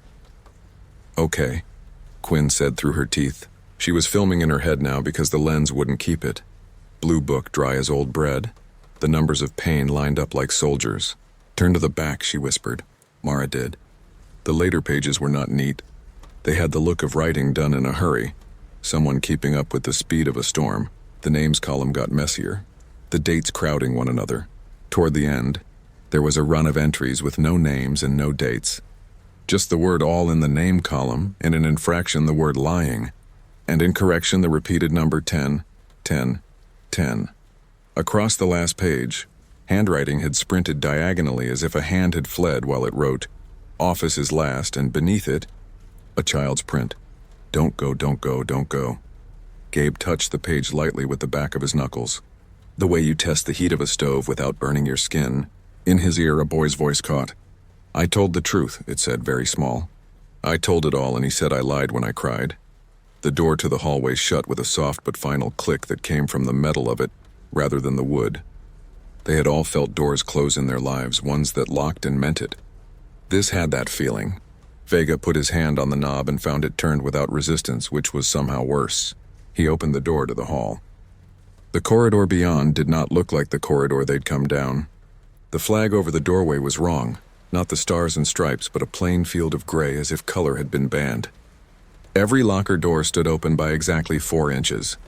A voice that came from farther down, so far it sounded like distance had been poured into a throat, said, "Line up," and the open locker doors clicked shut one by one as if standing at attention. "Don't let them line you up," Gabe said, and did not know where the sentence had come from, only that it was the first true thing he had said all day. The office behind them felt like the funnel of a tornado, the way a storm gathers everything that can be moved and demands it come along. The nurse's door creaked wider. On the sink beside the scale was a row of tongue depressors in a glass. They had swollen and warped until they had the smiles of crocodiles. A faint ring on the enamel around the drain said something had been poured there many times. Quinn's phone lit again by itself. A notification bloomed and vanished before she could read it. Her brother's picture stayed, and she realized her mouth had already shaped the motion of his name. She put a hand flat on the desk to keep herself in this room and not the past. "Heart," she said to the photograph with the cracked eyes. "We see you." The friendliness came back into the voice like a teacher arriving at your row. "No," it said almost warmly. "Children see. Children learn. Children know that consequence is the heart of love. Love doesn't," Vega started, and then stopped because finishing that sentence in this room felt like saying a prayer with your eyes open. He moved his shoulder so that he and his camera made a square in front of Quinn. "You can't hurt us," he said, and immediately wished he hadn't because he wasn't sure it was true. He'd grown up in a house where sometimes the front door closed with the sound of a pulse in a throat, and you learned to measure your own existence by how quiet you could make it. He knew what offices do. He knew they get in your head and hang things on hooks there. Gabe's levels twitched. The crying had lessened. In its place was the sound of small, shuffling shoes, the kind of sound that a human ear might miss unless it had grown up listening for it, the whisper of rubber soles on a floor taught to squeak for attention. It moved in rows. It moved in the hall. "Quinn," he murmured, "we have company." They didn't so much appear as arrive.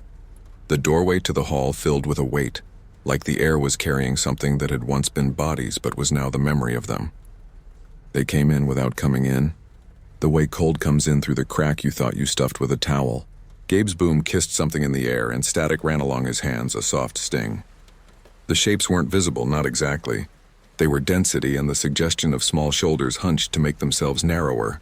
The word that came to him, useless, quiet, sacramental, was line. He saw lines as if the room had drawn on itself. "Office," said the voice, gentle. "We tell the truth in the office." The first row turned in unison, the way a flock does without a sound to cue it, and faced the desk. The straps on the chair seemed to contract as if the ghosts of buckles had learned to recognize wrists. Quinn lifted her hands, palms out, as if she were walking toward a skittish animal. "You're not in trouble," she said. "You never were." She wasn't sure who she spoke to. This place, this man, the stories that made men like him seem smaller in daylight than they were. Something like laughter traveled the walls. Not children's laughter. They saved that for the playground. This was adult laughter, the kind you hear in a lounge when the door is closed and the music is soft and the joke is about the people on the other side. It didn't last long. It didn't have breath to spend. "Everyone is in trouble here," said the voice. The paddle's shadow flickered, stars, stars, stars. Gabe thought, "We give them another story." That was what their show did when it was good. It took a place that had told one story for so long that the walls had forgotten there were other ways to speak, and it taught it to say something else. He lifted the boom higher and said, not into the room but into his microphone, "If you can hear me, you don't have to go. You can stay with us. We'll say what happened. There's a thing that happens when a truth gets heard for the first time. It doesn't heal anything. It doesn't rewind. It doesn't make it less ugly. But something like gravity shifts. It becomes a little harder for the lie to keep its center." The crying in Gabe's headphones thinned like fog in sun. The shuffling paused. Quinn felt the pressure ease as if the room had tried to close a hand and found it could not close all the way. The voice's warmth cooled. "Manipulation," it said, and they could hear the chalk of the word as if it had been written on the board. "I am not unkind. I am just. The chalk tapped the board like a period. Respect. Vega's camera caught another tier of picture. The paddle's holes, magnified. Through one hole for a frame and a half, a child's eye looked back. It wasn't a living eye. It was a picture's eye. Like the photograph of the principal had been cracked to keep him from seeing, the children had learned to live inside the missing pieces. Vega staggered. No more, he said, and his voice broke on the last word. No more. Mara had moved to the nurse's door without meaning to. The tongue depressors lay like teeth. There was a file box under the counter, its lid askew. She set it on top and opened it. Inside were notes in a round, careful hand. Flu-like. Stomachache. Fell on playground. Persistent headaches. At the bottom was a stack of slips with only one word written in the reason field. Office. Next to each, a signature. Gerald Hart looping around itself like barbed wire. Quinn picked up the yearbook. She turned back to the page with the missing portrait. She slid the book so the cutout frame aligned with the cracked photograph on the wall, until Hart's face sat inside its absence. For a heartbeat, something aligned. The glass in the frame cleared. The man's eyes were visible for a blink, and they were tired. Not sorry. Never sorry. Just tired. The way monsters are when they've made a life from the muscles of their mouths. You're dead, Quinn said to him softly.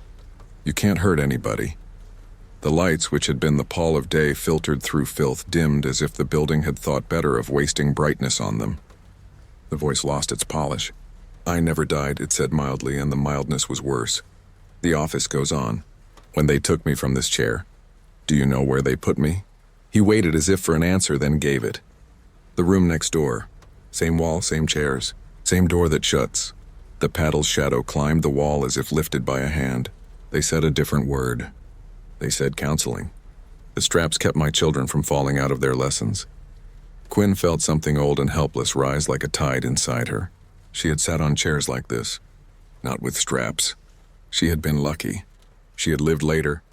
But the binding had been done with eyes and questions. Hart was telling the truth. The room next door had been a nurse's office, then a counselor's office. The building had learned to rearrange the same furniture under new names. Vega shot his arm out and took Quinn's wrist. He felt the tendon jump. He turned her hand so her palm faced the ceiling and wrote with his finger, out. Gabe, reading the move, did something he had never done in a room that had asked him for quiet his whole childhood. He made noise. He slammed his hand on the desk. He kicked the visitor chair. He said, sharp enough to startle even himself, no! The shuffling in the hall broke like a flock scattered by a gunshot. In his headphones, the crying hiccuped into silence, the way children go quiet when something bigger than fear arrives. The paddle fell off its hook, found the desk, and clattered with a crack that snapped the quiet into shards. Dust jumped.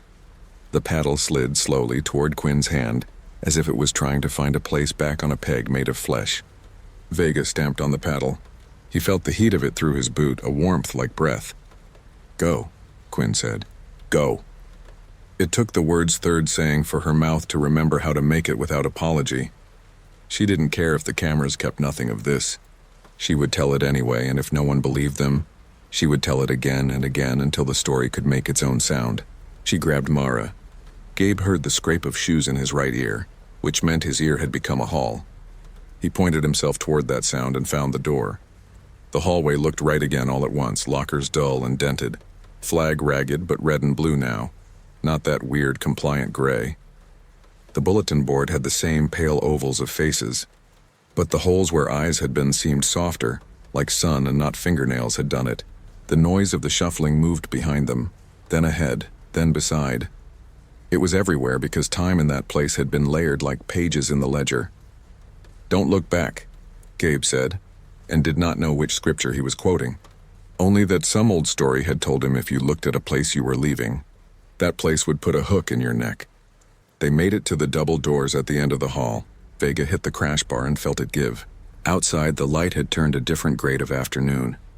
The kind that makes the world look as if it has thought about being beautiful and chosen not to.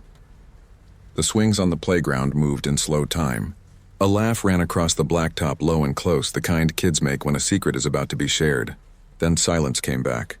The big, lonely kind that places wear when they think no one is watching. They reached the van. Quinn's hands were shaking. She could feel the tremor all the way up in her shoulders. Vega set the cameras in their cases like eggs. Mara leaned on the hood and watched the main doors because looking away felt like an invitation. Gabe coiled his cables, then uncoiled them because he realized he was doing something his father had done when he needed his hands to be quiet. The audio recorder had caught it all, battered but alive. He played back 10 seconds and heard nothing but dust. He played another 10. On the third try, the headphones filled with the sound of breath that wasn't his. A voice came through, silt soft. "If you tell, he makes you go twice," a voice said, a voice from nowhere and all over. Then quieter, the air around the word heavier than the word itself. "Don't go." Quinn took the headphones and listened as if they were a shell. When she lifted them away, she had an expression Vega had seen on people coming out of churches, the mixture of shame and relief and anger that comes when the part of you that believes in stories has bumped into the part of you that remembers facts. "We're going to cut it anyway," she said. "We are, and we're going to check the county records. We'll pull the PTA minutes. Somebody wrote a note that year. Somebody said something. It always gets written down somewhere, even if it gets hidden in the ledger. We'll read it." Her mouth hardened. "We'll read it out loud." They stayed until the light went. In that time, nothing else moved in the building. No more laughter burst from a vent or rolled like a ball down a long hall. The swings stopped their creak. A dog barked far away 3 times. The sky arranged itself into gold and then pink and then the color of paper in a ledger. A mist came up from the ditch that was mostly heat and memory. When they finally left, Gabe tucked the blue grade book into his backpack. He hadn't meant to steal. It felt less like theft and more like a jailbreak. He'd return it later, he told himself. After they had scanned it page by page and made a copy no room could unmake. He slid the zipper shut slowly, a quiet that felt like a promise and not a secret. They filed their episode with the ghost static at its center. They layered the crying beneath the shots that refused to appear. They spoke the names that still legible from the smudged yearbook and the ledger. They said the word office until it sounded stupid. They kept the part where Quinn said "not your students," and the part where Gabe said no in the voice of a boy who had never got to say it at the right time. The comments under the video were the usual soup of disbelief and piety and crude jokes, and then, here and there, notes that made Quinn's ribs feel like a loose xylophone. "My granddad went there and he never talked about it. I thought I imagined the straps. We had a heart at our school too, but he was called something else. I can't stop hearing that crying. I can't tell if it's a kid or me." 2 weeks later, a man called Quinn from a number that showed as Willow Creek on her phone. He said he was on the school board when Hart had his stroke. He said his wife still had the minutes from the year they moved the nurse's office and put up a new sign over the door. He said he didn't know what they thought they were doing. His voice shook like old glass. "We thought we were modern," he said. "We thought we were what they call progressive. We called it intervention." He swallowed. "I'm sorry," Quinn thanked him. She didn't say, "Sorry is a word you say to yourself to make yourself small enough to slip through tomorrow." She took the minutes when he brought them in a grocery sack. She laid them on her table and unfolded the paper until it had the weight of a tablecloth. The notes were tidy and useless until they weren't. There was a sentence in late spring, right before the page with the doodle of a daisy. It read, "Concerns were raised re physical discipline by GH, and the board reiterates that any such discipline must be reported to a parent if and when it occurs." There was a line drawn under if and when, as if the man who wrote it had thought he was underlining the part that mattered and not the part that condemned him. They made another short. They put the sentence on the screen. They underlined if and when and let it sit there for a full 9 seconds. The crying under it blurred into a sound that could have been rain. The room had not left them. It hadn't followed them. This wasn't that kind of haunting. But it had leaned forward and put its breath in their mouths so they would speak for it whether they wanted to or not. They wanted to. You don't get many chances to tell the story that unhooks the part of your head that still thinks the office gods own it. One night Gabe woke to the sound of shuffling in his house. He moved like a person moves in a museum when he's afraid he'll bump something priceless. In the hallway, moonlight laid a pale rectangle on the floor. A line of small shoes stood inside it. His daughter's sneakers. His nephew's sandal left after a barbecue. 3 pairs of thrift store kids' shoes that Mara had bought for a prop and then forgot to return. They were arranged heel to toe, one behind the other, the way children are made to line up when they do not know where they're going. He thought of the office. He thought of the book in his backpack in the closet. the way its damp paper must be drying in the dark like a tongue learning a new shape. He went to the closet, took the book out, and carried it back to the rectangle of light on the floor. He opened it and read softly until his throat hurt. He read the names and the infractions and what had been done to correct them, and in between each he said, "Lied," because that was the truth of those pages, the truth Hart had not written down. He read like that until the line of shoes relaxed, as if something that had been standing to attention in the house had been told it could sit. He slept on the floor and dreamed of bells that didn't ring and doors that didn't close and offices that were just rooms where you could sit in a chair and have someone ask you how you felt and then believe you when you answered. They went back to Willow Creek in late summer, when the heat lay like a flat hand on the blacktop and the swings were still even when the wind bothered them. They didn't bring the cameras in. They didn't bring the boom until they were standing in the hall and thought, maybe it should hear itself. Quinn put her hand on the office door and left it there, her palm absorbing the temperature of old wood. They didn't open it. They didn't need to. The ledger wasn't inside anymore. The map of consequence had been redrawn. Somewhere down the hall, a locker door closed itself gently, the way kindness is supposed to. A laugh broke across the playground, sudden and close, and this time it sounded like children on a sunny day, playing a game that no one could lose. When they left, the swings didn't move. The light didn't dim. The air did not fold inward. The whole building looked like a thing the world had decided to forget, and for once that felt like mercy. Quinn stood by the van and stared at the glass in the office window until her eyes made up pictures. For a second, she saw the principal sitting at his desk with his careful hair, and behind him a line of kids with their shoulders crooked. Then the image slid sideways and came to rest on something else. A room with no chairs at all, just pillows on a rug and a window open to let the smell of new crayons in. It was a story. It was not the past, but it was the only thing that let her get into the van and drive away. On the way back to town, a storm gathered on the flat like a grown-up voice you can feel long before you hear. The first drops fell fat and slow on the windshield and then faster. Vega reached for the wipers and stopped because the rain looked like it could wash something off of them if it hit unbroken. For a mile they let it make the glass beautiful until the road vanished into silver, and then he flicked the wipers once, twice. The world came back. In the rear view, Willis Creek Elementary was a shape moving away into trees.